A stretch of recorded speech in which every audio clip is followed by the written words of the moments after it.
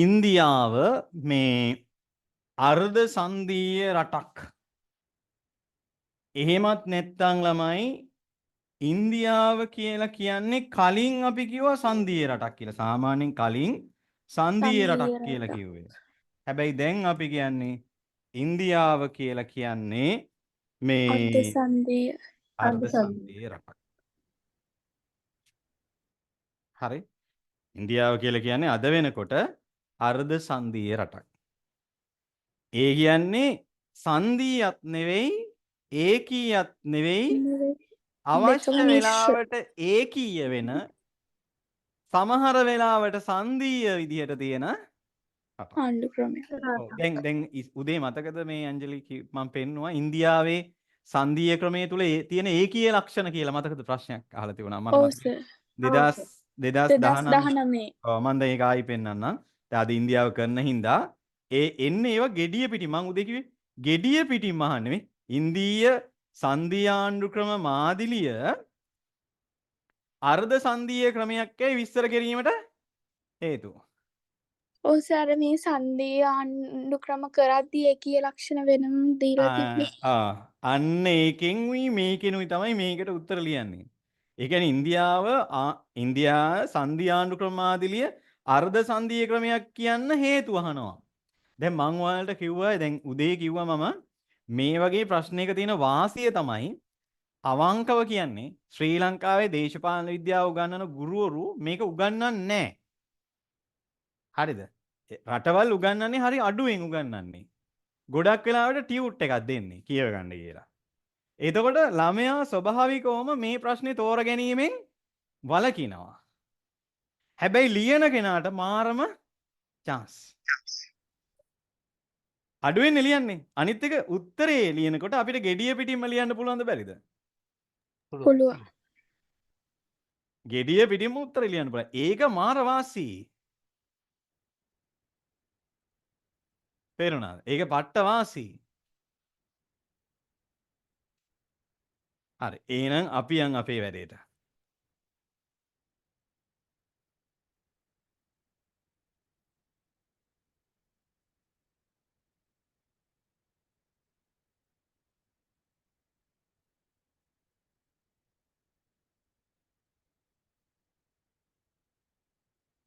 හරි. අපි යන් ටියුට් එකේ අන්තිම කොටසට.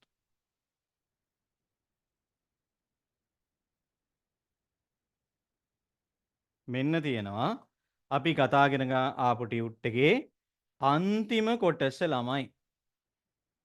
ඒ කියන්නේ ඉන්දියාව කියන එකේ මුල් හරියනේ. අන්තිම කොටස මැද හරිය වගේ ඇත්තේ. දෙවනියට වගේ තියෙන්නේ නේ. මෙන්න තියෙනවා ඉන්දියාව. එහෙනම් ඉන්දියාව ගැන අපි අර උදේ ඇමරිකාව ගැන කතා කරා වගේ මූලික දේවල් ටිකක් මුලින්ම කතා කරලා ඉමු. හරි. එහෙනම් යන්න ළමයි ඉන්දියාව කියන තැනට අපේ අසල්වැසි රාජ්‍යයනේ ලෝකයේ අද වෙනකොට දියුණු වීගෙන එන රටවල් අතරින් එකක්. දැන් උදාහරණයක් විදිහට ගත්තාම ඔයාලට මතකද ළමයි චන්ද්‍රයාන් කියලා ඒ කට්ටිය යානයක් එහෙම මේ ළඟදී යවුවා. අපේ ළඟම රට හඳටයි අඟහරුටයි එක එක තැන් වලට මෙව යවනවා. අපි තෙල් නැතුව පැය ගාණක් පොලිමේ ඉන්නවා. හරි. ඒ නිසා ලංකාවේ සුහද හිතවතෙක් තමයි ඉන්දියාව කියලා කියන්නේ.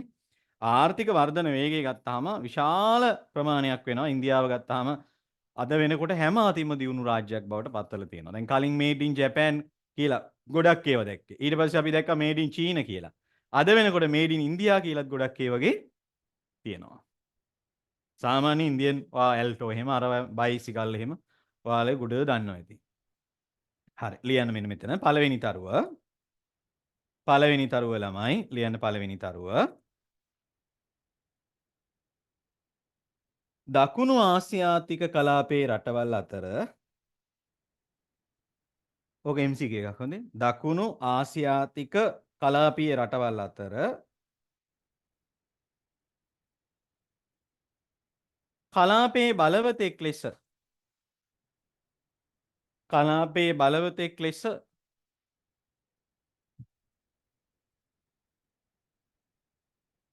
ඉන්දියාව හඳුනාගත හැකිය.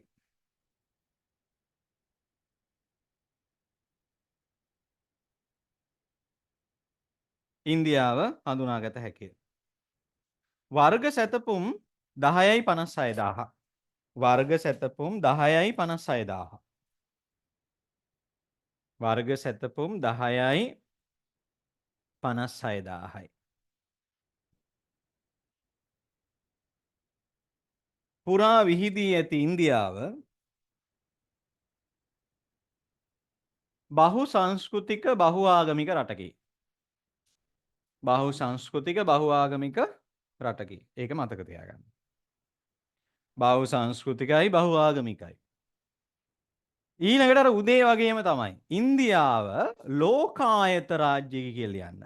MCQ එකක්. ලෝකායත රාජ්‍යයකි. හැබැයි ඕක ලෝකායත කියලා කිව්වොත් ඇමරිකාවේ කිව්වේ වෙන නමක් ඕකට. මොකද්ද? MCQ වල ඒ වගේ අහන්නේ. ඇමරිකාව මොන රාජ්‍යයක්ද? අනාම්‍ය රටක්. අනම්ම නෙවෙයි අනාගමික.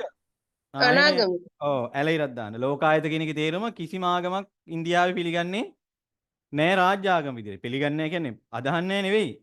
ඉන්දියාව ලෝකායත රාජ්‍යයක්. ඒ කියන්නේ අනාගමික රාජ්‍යයක්. අනාගමික රාජ්‍යයක් කියන එකේ තේරුම මොකද්ද පිරිමි ළමයි? ආගම් අදහන්න බෑ කියන එක නෙමෙයි නෙමෙයි. කිසිම ආගමකට ප්‍රධාන තැනක් දීලා නැහැ ප්‍රධානත්වයේ කියන දීලා එක. ආණ්ඩු කැස්තාවට ඇතුළත් කළ ප්‍රධාන ප්‍රමුඛත්වයේ දීලා අපේ අර මං උදේ කිව්වේ 9 ඔව් වෙනි අපේ ව්‍යවස්ථාව වගේ නෙවෙයි. බුද්ධාගම වගේ. ඔව් බෞද්ධ බුද්ධාගම ආගම වගේ ප්‍රධාන ආගම විදිහට පත් කරලා තියෙනවා. ප්‍රමුඛ ස්ථානයේ දෙනවා කියලා කතන්දරයක් ඒකේ නැහැ. නෑ. හරි. ඊළඟ තරුව ලියන්න ඉන්දියානු ආණ්ඩු ක්‍රම ව්‍යවස්ථාව 1950 1950 ජනවාරි 26 දින මේ මොකද්ද ළමයි කිව්වේ ඉන්දියානු ආණ්ඩු කැස්තාව 1950 ජනවාරි 26 දින සකසන්නට යෙදුණා. හරි ඊළඟ තරුව ලියන්න. ඊළඟ තරුව එය පරිච්ඡේද 9කින් හා ඊළඟ තරුව එය පරිච්ඡේද 9කින් හා වගන්ති 395කින් සමන්විත වේ. එය පරිච්ඡේද 9කින් සහ වගන්ති 395කින් සමන්විත වේ. ඊළඟ එක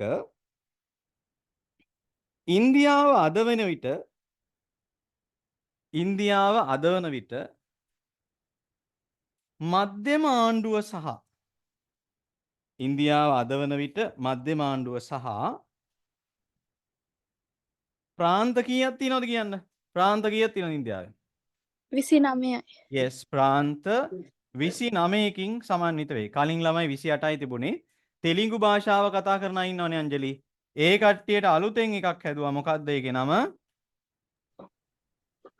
තේලංගනා. තේලංගනා කියන ප්‍රාන්තය හැදුවා. ඒත් එක්ක අද වෙනකොට මධ්‍යම ආණ්ඩුවත් එක්ක ඒ රටේ තියෙනවා කීයක්ද ළමයි මේ ප්‍රාන්ත 29. 29. ඔව්. ඊළඟ තරුව දාන්න ඉන්දියානු ආණ්ඩු ක්‍රමයේ දෙස බලන විට එය පහත සඳහන් ලක්ෂණ වලින් සමන්විත වේ. එය පහත සඳහන් ලක්ෂණ වලින් සමන්විත වෙනවා.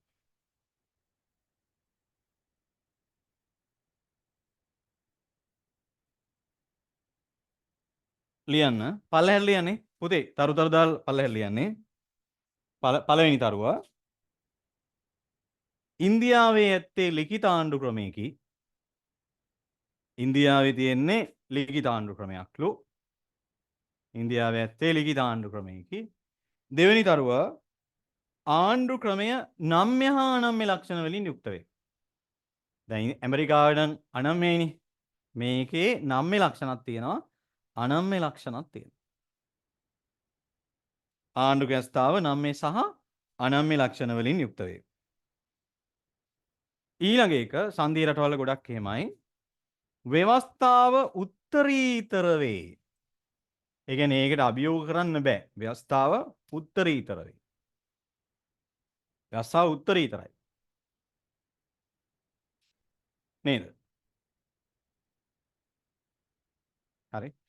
ඊළඟ එක ප්‍රාන්තවලට වඩා මධ්‍යම ආණ්ඩුව බලවත් වේ.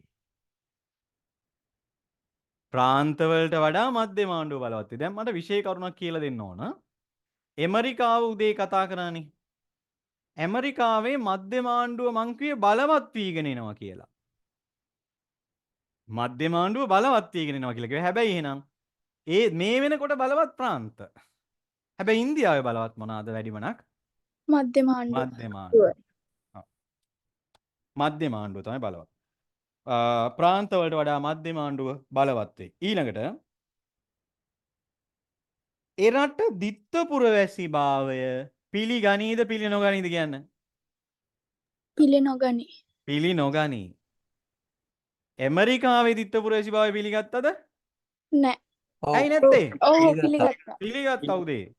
මේකෙදි දිත්තපුරවැසි භාවය පිළිගන්නේ නැහැ. විශේෂ කරුණු අර වෙනස් හොඳේ.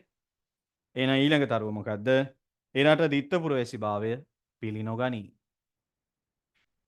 ඊළඟ එක ඉන්දියාව අනාගමික රාජ්‍යයක ඉස්සෙල්ලත් කිව්ව හැබැයි ඔව්.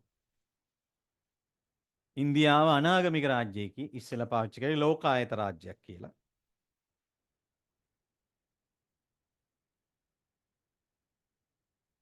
ඊළඟ තරුව එරටට ගැලපෙන ෆෙඩරල් ව්‍යවස්ථාවක් එයට ඇත. ෆෙඩරල් කියන්නේ සංධීය.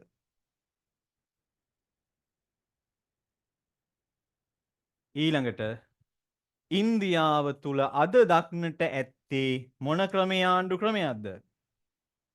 කැබිනට් ආණ්ඩු ක්‍රමයකි. ඉන්දියාව තුල තියෙන්නේ ළමයි කැබිනට් ආණ්ඩු ක්‍රමයක්. ඒ කියන්නේ අර අපේ වෙස්මිනිස්ටර් වගේ ක්‍රමයක්. නාමික ජනාධිපති කෙනෙක් ඉන්නවා, අගමැති ප්‍රමුඛ කැබිනට් මණ්ඩලයක් ඉන්නවා. ඒ රටේ වඩා ප්‍රබල වෙන්නේ ජනාධිපතිද අගමැති ප්‍රමුඛ කැබිනට් මණ්ඩලයේද? අගමැති අගමැති ප්‍රමුඛ කැබිනට් මණ්ඩලය. ඒකට හේතුව දැන් ඔයා මෝදි ගැන දැනගත්තට ගොඩක් දේවල් සමහරලාට ඉන්දියාවේ ජනාධිපතිනිය පිළිබඳව තොරතුරු දන්නේ නෑ. ඒ හේතුව එයා ලොකු චරිතයක් නෙවෙයි. හරි. මේ ඔය ගෝත්‍රික සම්භවයක් තියෙන මේ කාන්තාවක් ගැන ඔයාලා මේ අහලා ඇති. මම ෆොටෝ එකක් පෙන්නන්නම්. මෙන්න. බලන්නකෝ මෙයාගේ පෙනුම. ඇත්තටම හොඳ කාන්තාවක්. ඔයාලට පේනවා ඇති. මොකද්ද? ද්‍රෝපදී මමු නේද? එතකොට මෙයා කියන ද්‍රෝපදී මුර්මු is an Indian politician who has served as the 5th president of India since 2022. මෙයා මං හිතන්නේ මේ ගෝත්‍රික සම්භවයක් තියෙන කාන්තාවක් මම දන්න තරමින් she won the 2022 presidential election as the බිහාර ಭಾರತೀಯ ජනතා පාර්ටි කැන්ඩිඩේට්. ඒ ಭಾರತೀಯ ජනතා පක්ෂ අපේක්ෂිකාව විදිහට තමයි මෙයා ඉදිරිපත් වුණා කියලා කියන්නේ. මේ ද්‍රෝපදී මුර්මු කියන කෙනා වැඩිය මිනිස්සු දන්නේ නැහැ. නමුත් මෝදි ගැන ඔයාලා හොඳටම පොඩි ළමයා පාව මෝදි කිව්වොත් එහෙම දන්නවා. මේ තුමිය එයා මේ ළමයි මේ ඔයාලට පේනවද මෙයා ටිකක් ඔයාලට පේනවද නිකන් යම්කිසි කුලයක් නියෝජනය කරන කාන්තාවක් වගේ ගතියක් පේනව නේද ඔයාලට? මූණෙන් පේනෝනේ සකොන්න. ටිකක් ඉන්දියාවේ යම්කිසි ආන්ත්‍රීකරණයට ලක්වෙච්ච පැලැන්තියක් නියෝජනය කරන කෙනෙක් විදිහට තමයි ඇයි පේන්නේ මේ පින්තූර වලින් ටිකක් ඒ බව ටිකක් පේනවා වගේ ගතියක් තියෙනවා නේද? හරි. එහෙනම් ඔන්න අපි යනවා අපේ වැඩේට. එහෙනම් අන්තිම තරුව ලියන්න ඉන්දියානු මධ්‍යම ආණ්ඩුවේ ව්‍යවස්ථාදායකය පාර්ලිමේන්තුව යනුවෙන් හඳුන්වන අතර ලංකාවට සමානයි නමනේ. ඉන්දියාවේ මධ්‍යම ආණ්ඩුවේ ව්‍යවස්ථාදායකය පාර්ලිමේන්තුව යනුවෙන් හඳුන්වන අතර එය මන්ත්‍රී මණ්ඩල දෙකකින් යුක්තය. ඇමරිකාවෙත් මන්ත්‍රී මණ්ඩල දෙකක් හිටියා වලට මතක ඇති. පාර්ලිමේන්තුව යනුවෙන් හඳුන්වන අතර ඒ මන්ත්‍රී මණ්ඩල දෙකකින් යුක්තයි. නේද? මන්ත්‍රී මණ්ඩල දෙකකින් යුක්තයි. එහෙනම් මෙන්න මෙතෙන්ට යන්න පාර්ලිමේන්තුව ඉන්දියානු පාර්ලිමේන්තුව. ඉන්දීය ව්‍යවස්ථාදායකය.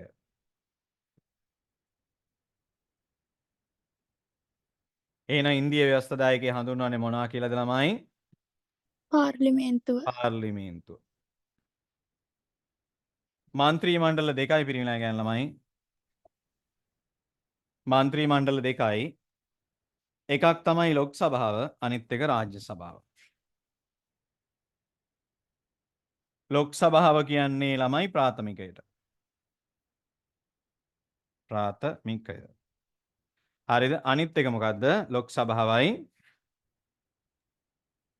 රාජ්‍ය සභාව. මේක තමයි ළමයි දීතිකය.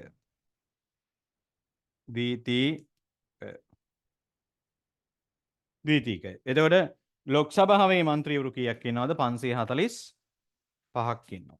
දැන් ඔයාලා පුදුම වෙයි. ඉන්දියාව අපි වගේ නෙවෙයි විශාල රටක්. ඒකින්ද සමාජිකයෝ 545ක් ඉන්නවා. නිල කාලයේ වසර 5යි. ඔච්චරයි දැනගන්න ඕන. නිල කාලයේ වසර 5යි. ඊට පස්සේ රාජ්‍යන්ගේ සභාවේ ඉන්නවා 250ක්.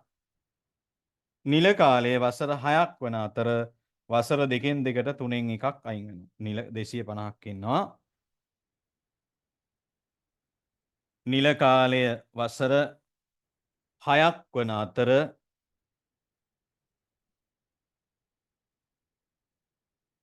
වසර දෙකෙන් දෙකට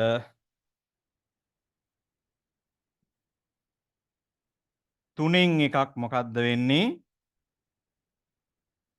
ඉවත් වේ. වෙනවා. දැන් ඔයාලට මතකද උදේත් මේ වගේ එකක් කතා කළා සෙනට් මේ ඔව්. සභාව. එතකොට දැන් ගොඩක් රටවල් වල මේ වගේ අර සම්පූර්ණයෙන්ම විසිරලා යන ආයතනයක් වෙන්නේ නැහැ දීතිකේ ගොඩක් වෙලාවට. හරි. ඔන්න ඔය වගේ තමයි ඔයාලට ඔය ගැන කතා කරන්න තියෙන්නේ. මහා ලොකු දේවල් නැහැ. මීට වඩා දැනගැනීමේ අවශ්‍යතාවය පාර්ලිමේන්තුවේ බලතල කාර්යයන් පරණ සිලබස් එකේ තිබුණා. නමුත් අලුත් සිලබස් එකේ පාර්ලිමේන්තුවේ බලතල කාර්යයන් ඒවා වැඩක් වෙන්නේ නැහැ. වැඩක් නැහැ සාකච්ඡා. හරි. ඒ කියන්නේ ඒවා අහන්නෙත් නැහැ. මේ ටිකත් වැඩිපුර තමයි මම මේ කියලා දුන්නේ. ටියුට් එකේ තියෙන ටිකට මේ ටික අවශ්‍ය වෙනවා ඉගෙන ගන්න. ඒක නිසා තමයි අපි ඒක ඉගෙන ගන්නේ. හරි ඉන්දියාව අපි යන් එහෙනම් සාකච්ඡා.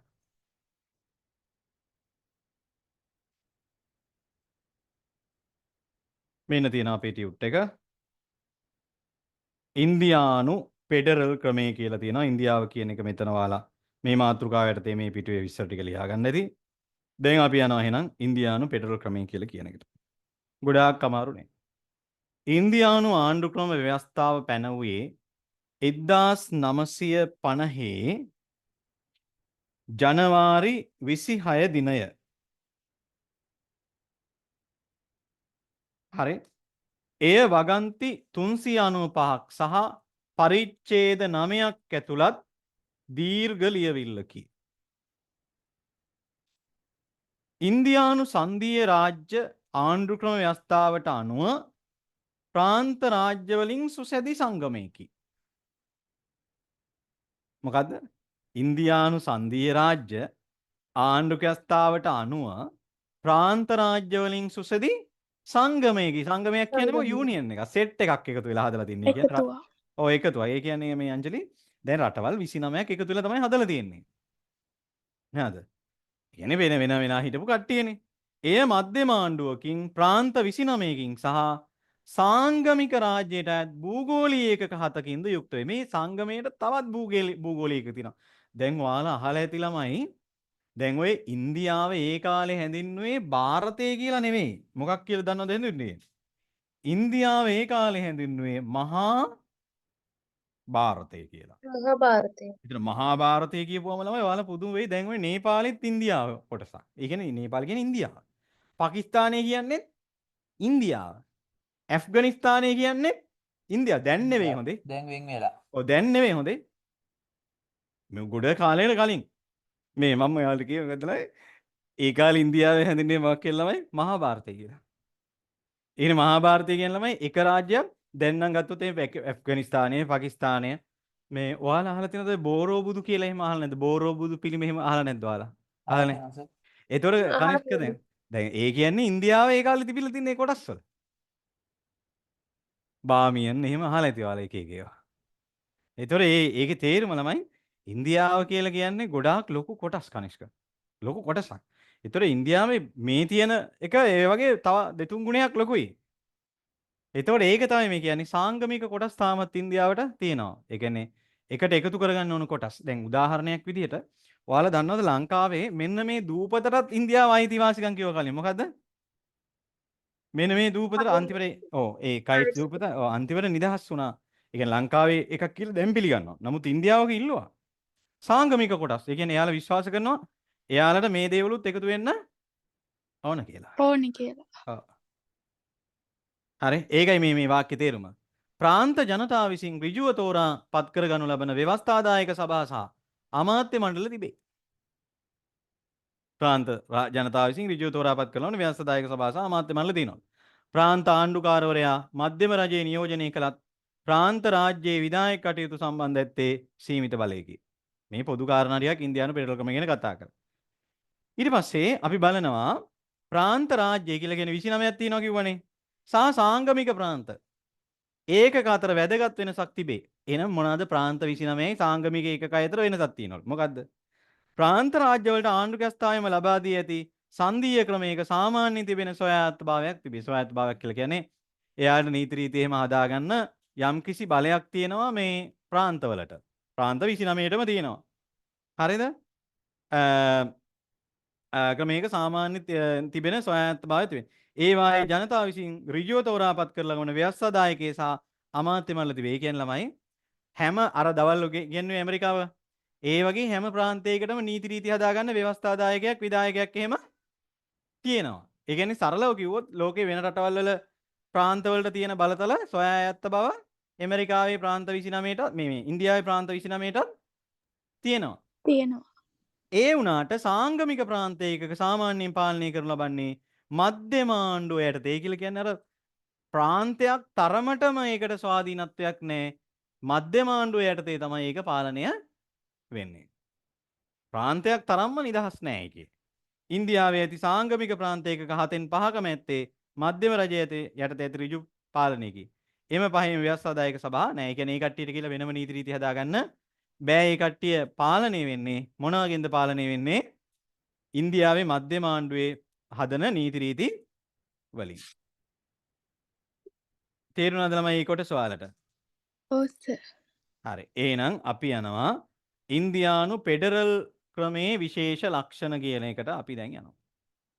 ෆෙඩරල් ක්‍රමයක් කියලා කියන්නේ ළමයි සංධීය ක්‍රමය. කියන්නේ ඉන්දියාව සංධීය ක්‍රමයනේ තියෙන්නේ අර්ධ සංධීය ක්‍රමයක්නේ.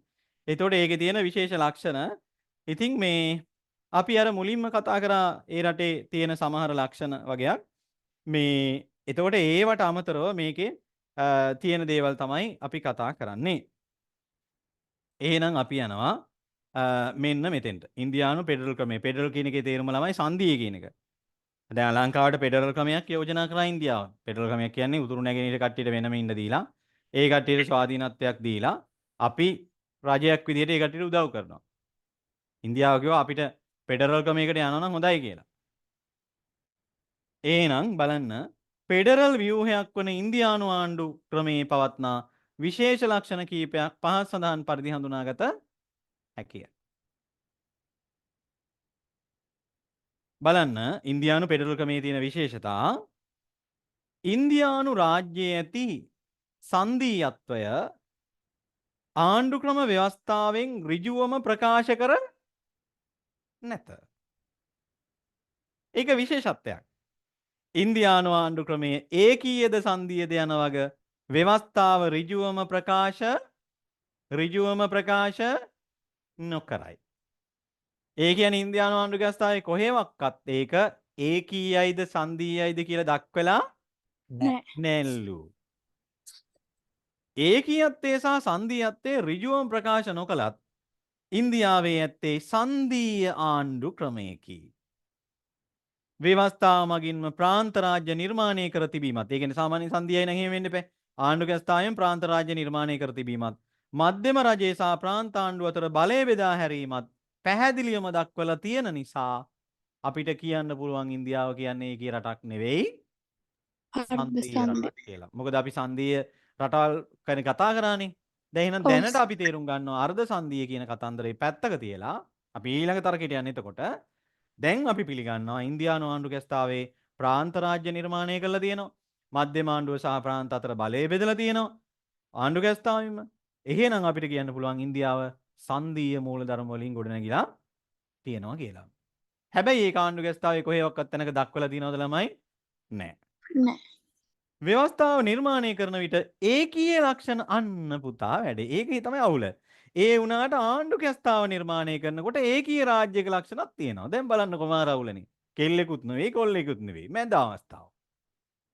විශේෂයෙන් ප්‍රාන්ත රාජ්‍ය පාලනය කිරීමත් විසුරුවා හැරීමටත් මධ්‍යම රජය සතු බලතල නිසා ඉන්දියාව ආණ්ඩු ක්‍රමය ඉන්දියානු ආණ්ඩු ක්‍රමය මොකක් කියලාද අපි සාමාන්‍යයෙන් හඳුන්වනවා කියන්නේ? අර්ධ සංධිය. අන්න හරි. දැන් සරලව කිව්වොත් එහෙම පළවෙනි තර්කයේ තමයි ඒ රටේ ආණ්ඩු කැස්තාව තුළ ළමයි ඒ රටේ ඒකීයයිද සංධීයයිද කියලා ලිඛිතව දක්වලා නැහැ. පළවෙනි එක. ඒකින්ද අපිට අදහසක් ගන්න බෑ. දෙවෙනි එක තමයි ඒ රටේ ව්‍යවස්ථාව මගින්ම ප්‍රාන්ත රාජ්‍ය නිර්මාණය කරලා තියෙනවා. ඒ වගේම ප්‍රාන්ත වලට ආණ්ඩු කැස්තාවෙන් බලතල වෙන් කරලා තියෙනවා. එහෙනම් අපිට කියන්න පුළුවන් අනිවාර්යෙන් ඉන්දියාව සංධීය රටක් කියලා. සංධියයි. හැබැයි තුන්වෙනි තර්කය මොකද්ද? එහෙම වුණාට ඒකීය ලක්ෂණ අන්න පෙන්නුම් හරි කරනවා. ඒකීය ලක්ෂණත් ඒකේ තියෙන නිසා අපිට කියන්න වෙන්නේ ඉන්දියාව කියලා කියන්නේ මේ දෙකට අතරමැදි රටක්. අර්ධ ඒ කියන්නේ සංධිය. ඔය කියන්නේ අර්ධ සංධිය කියන එක තමයි දැනට ඉන්දියාව සම්බන්ධයෙන් ලෝකේම රටවල් පිළිගන්නේ. ඔසාර කේසීවියර් කියන අන්න කෙනා හරි කේසී. ඒවා එහෙම. දැන් ළමයි මේ ප්‍රශ්න වලට උත්තර ලියනකොට අර ආණ්ඩු ක්‍රම මාදිලි කියලා ටියුට් එකක් කරේ. ආණ්ඩු ඒ ක්‍රම ආකෘති. ආකෘති කියලා ඒකීය සංධිය. ඊට පස්සේ හතරවෙනි පාඩම සාර ඒක බබා කියන. ජනාධිපති කැබිනට් ඒ ඔක්කොමාගේම අපි ඉගෙන ගත්ත දේවල් පාඩම් කරලා තියෙන්න ඕන.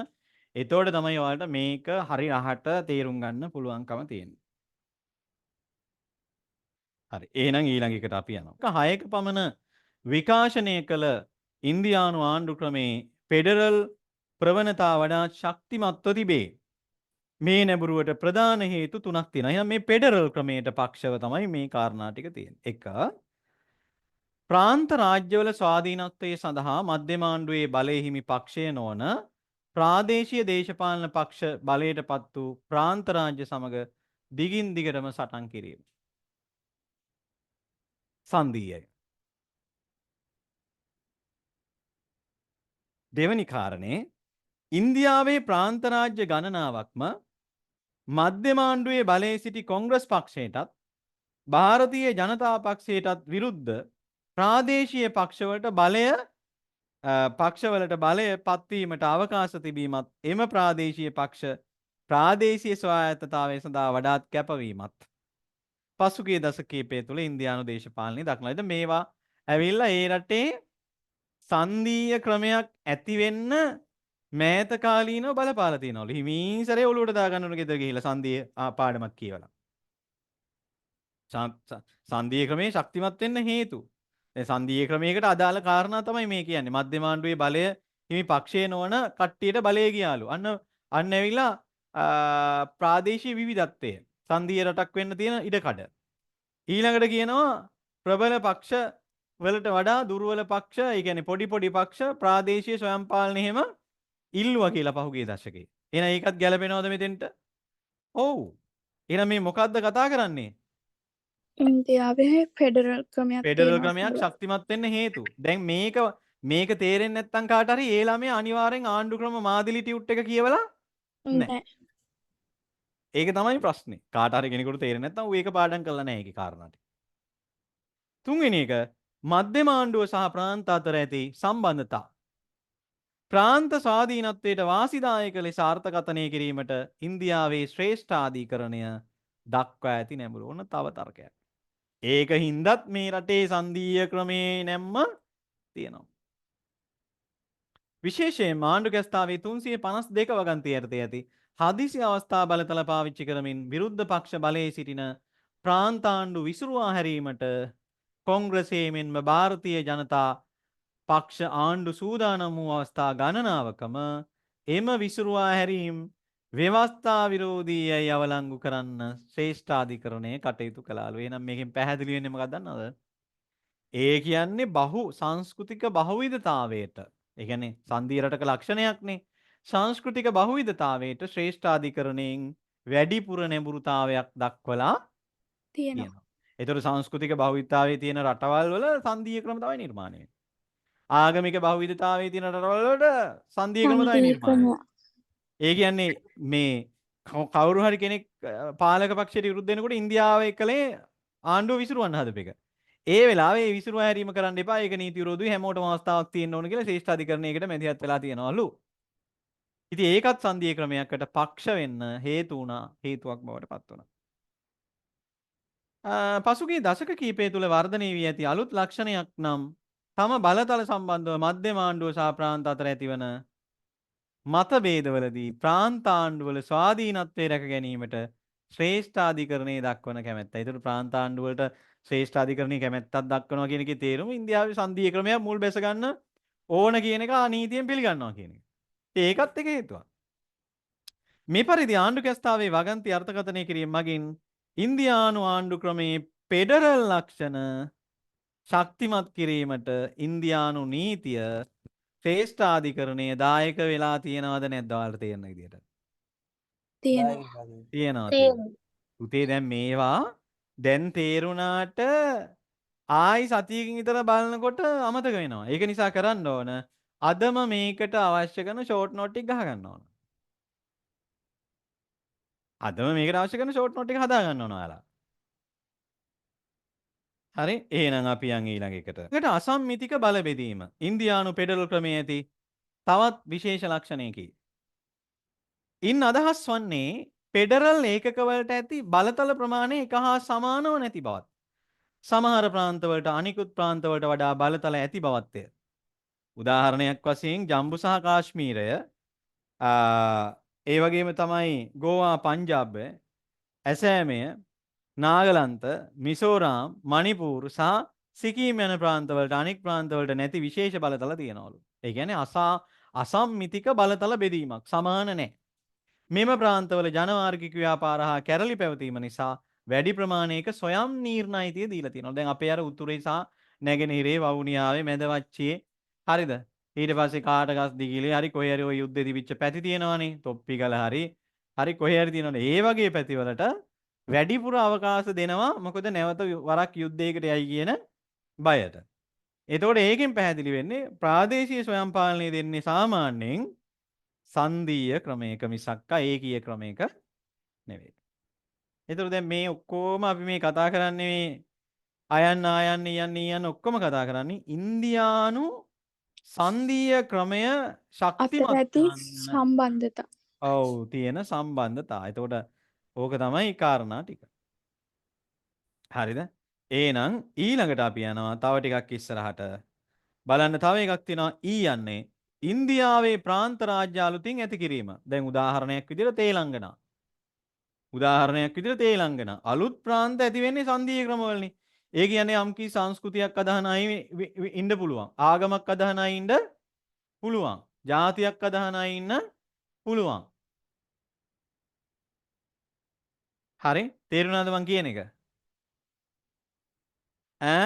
තිබුණත් සාපේක්ෂ වශයෙන් සාමකාමී විරෝධතා තිබුණත් සාපේක්ෂ වශයෙන් සාමකාමී ප්‍රචණ්ඩත්වයෙන් තොර ක්‍රියාවලියක් වී තිබේ.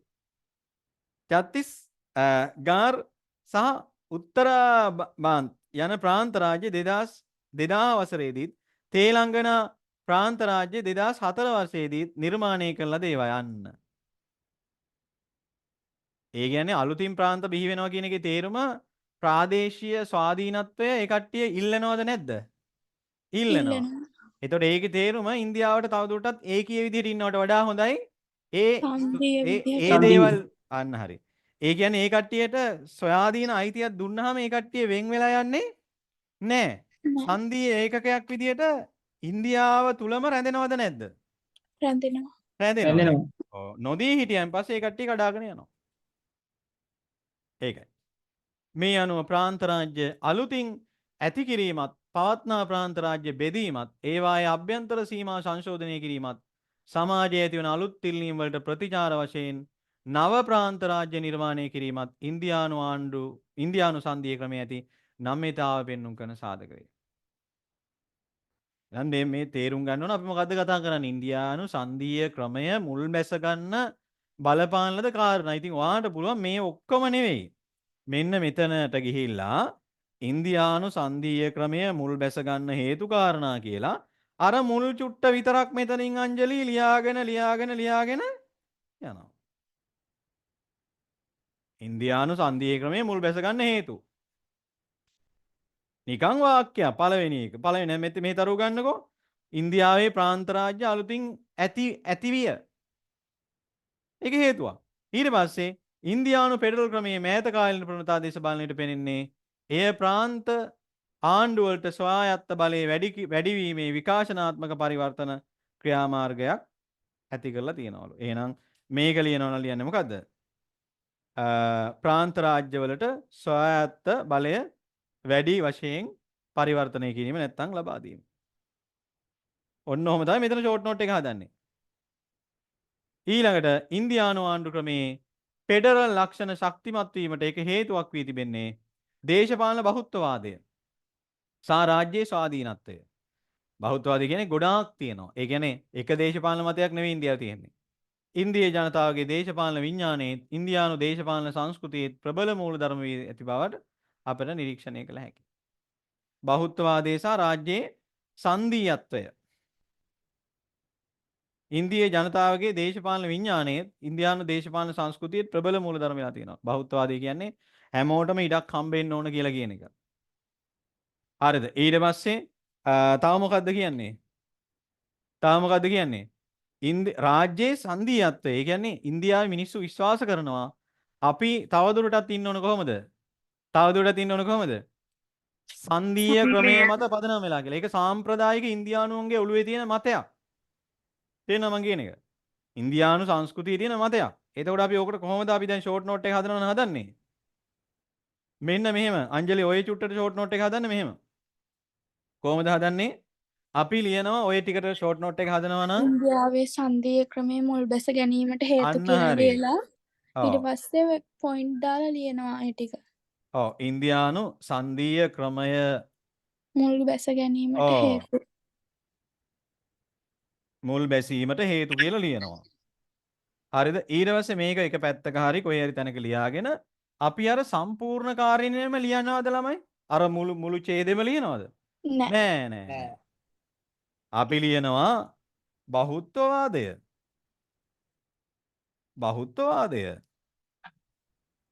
ඊට පස්සේ රාජ්‍ය ස්වාධීනත්වය.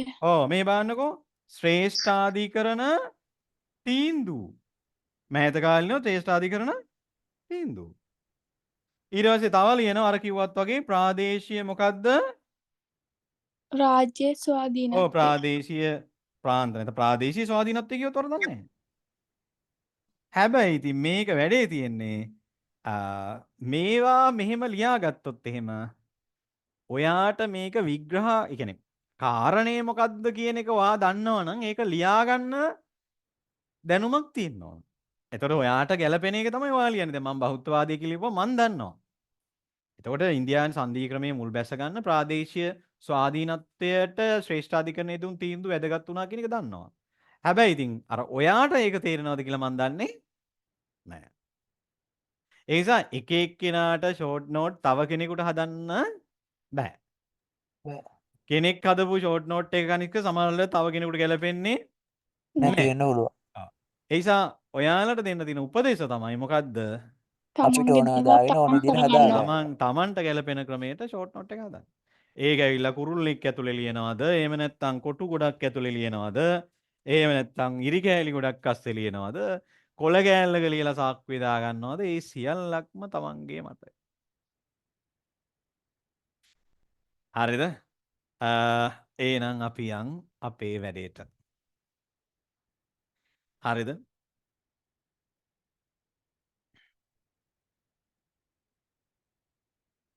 මෙන්න එහෙනම් තවත් එකක් තියෙනවා. මොකද්ද තියෙන්නේ ළමයි?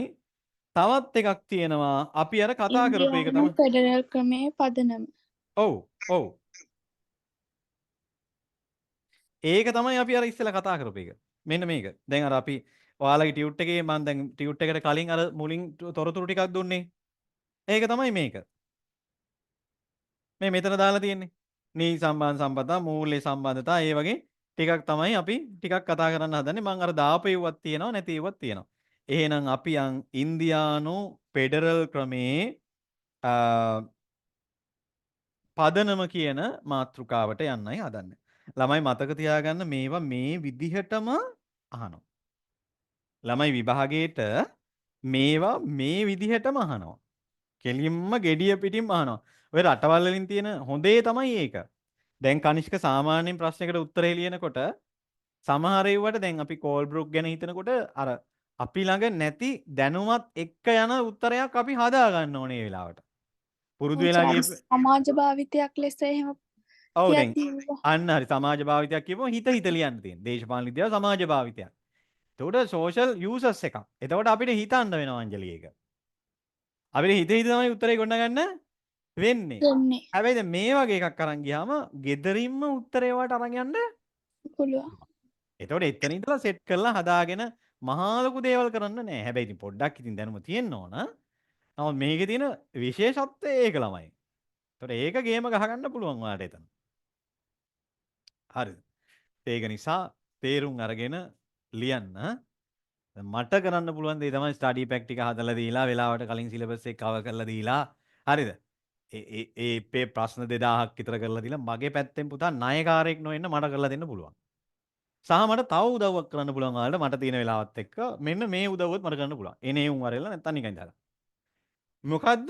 නිකන් නොමිලේ උදේ වරුවවල් වලට. දැන් ඔය ගොඩක් දුර බැහැරා ඉන්නවනේ කනිෂ්ක. දැන් උත්තර ලියන්න නැති උන් ඉන්නවනේ. උත්තර ලියා ගන්න බැරි උන් ඉන්නවනේ. මට පුළුවන් උදේ වරුවවල් වලට සතියේ දවස්වල. හැබැයි සතියේ දවස්වල හොඳේ. සතියේ දවස්වල උදේ වරුවලට මම වැඩ කරනවානේ මම පාඩම් කරනවා මාත් පාඩම් කරනවා ඉගෙන ගන්නවා උගන්වනවා දේවල් කරනවා.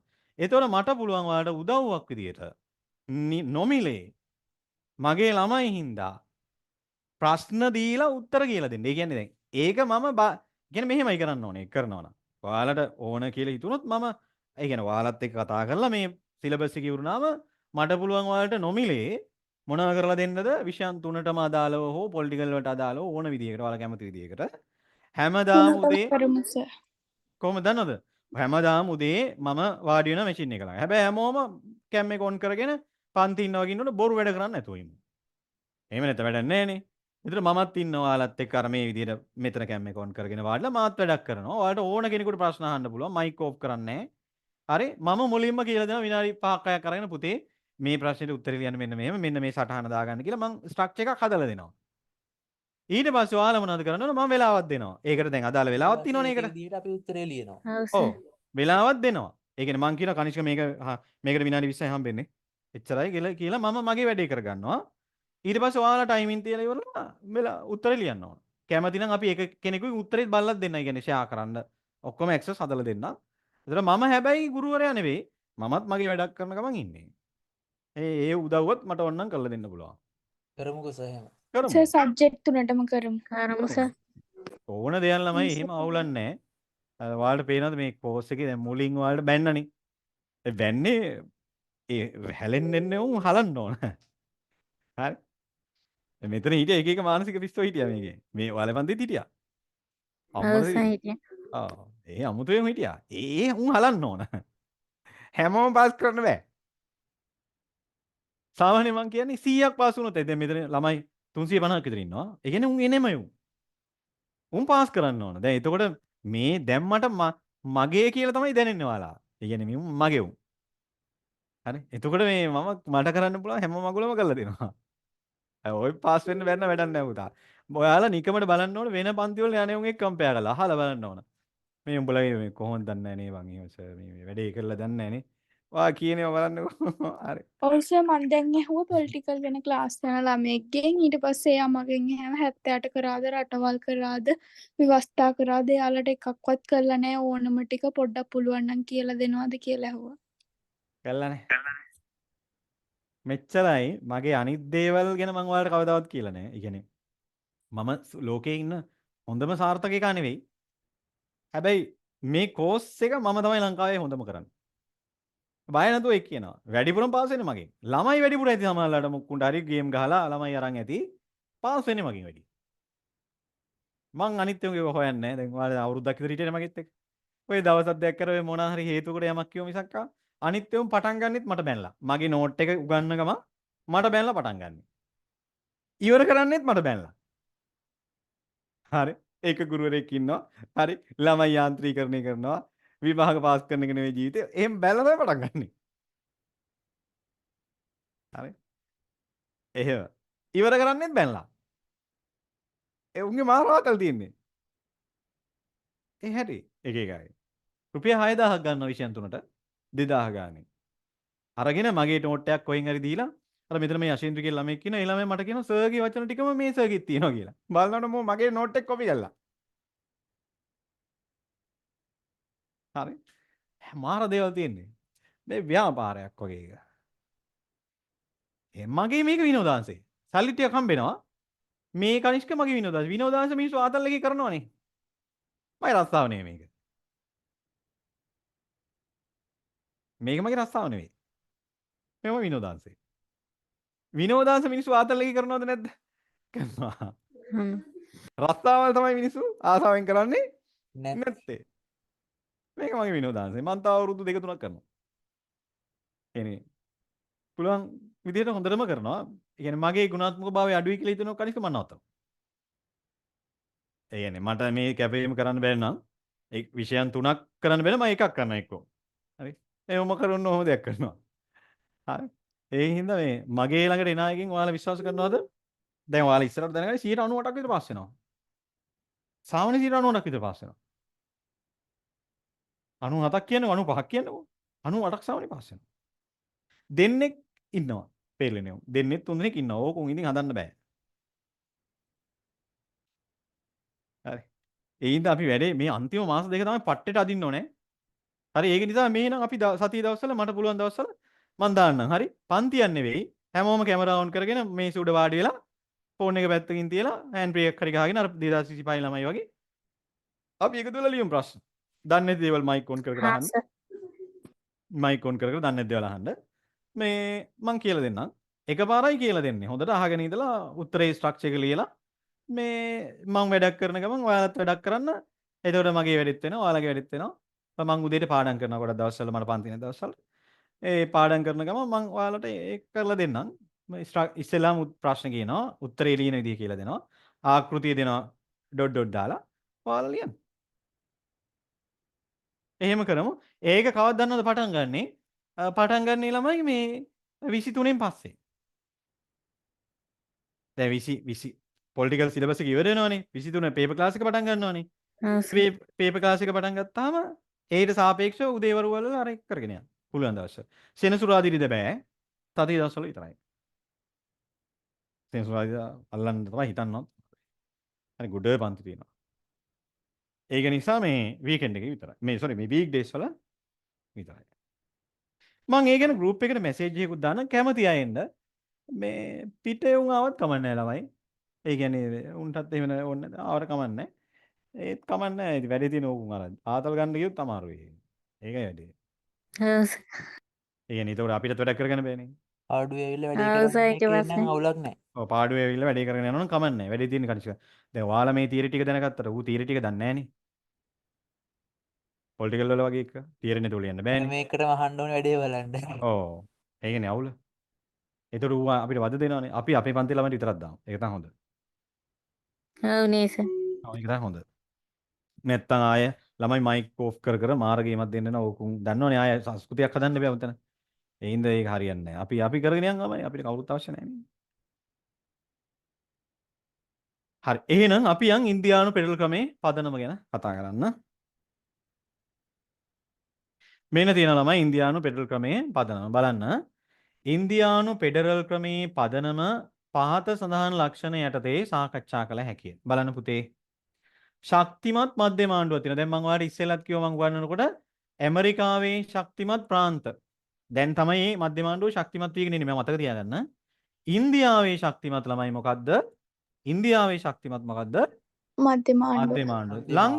ලංකාවේ ශක්තිමත් පළාත් සභාවද මධ්‍යම ආණ්ඩුවද ලංකාවේ? මහන්නේ ලංකා මොකක් මධ්‍යම මධ්‍යම පළාත් ඕනම පළාත් මධ්‍යම ආණ්ඩුවෙන් දෙන නියෝගනේ පළාත් සභාව වලින්. පළාත් සභාවල ක්‍රියාත්මක වෙන්නේ. ලංකාවේ ඒකේ රටක් පළාත් වලට බලයක් නැහැ.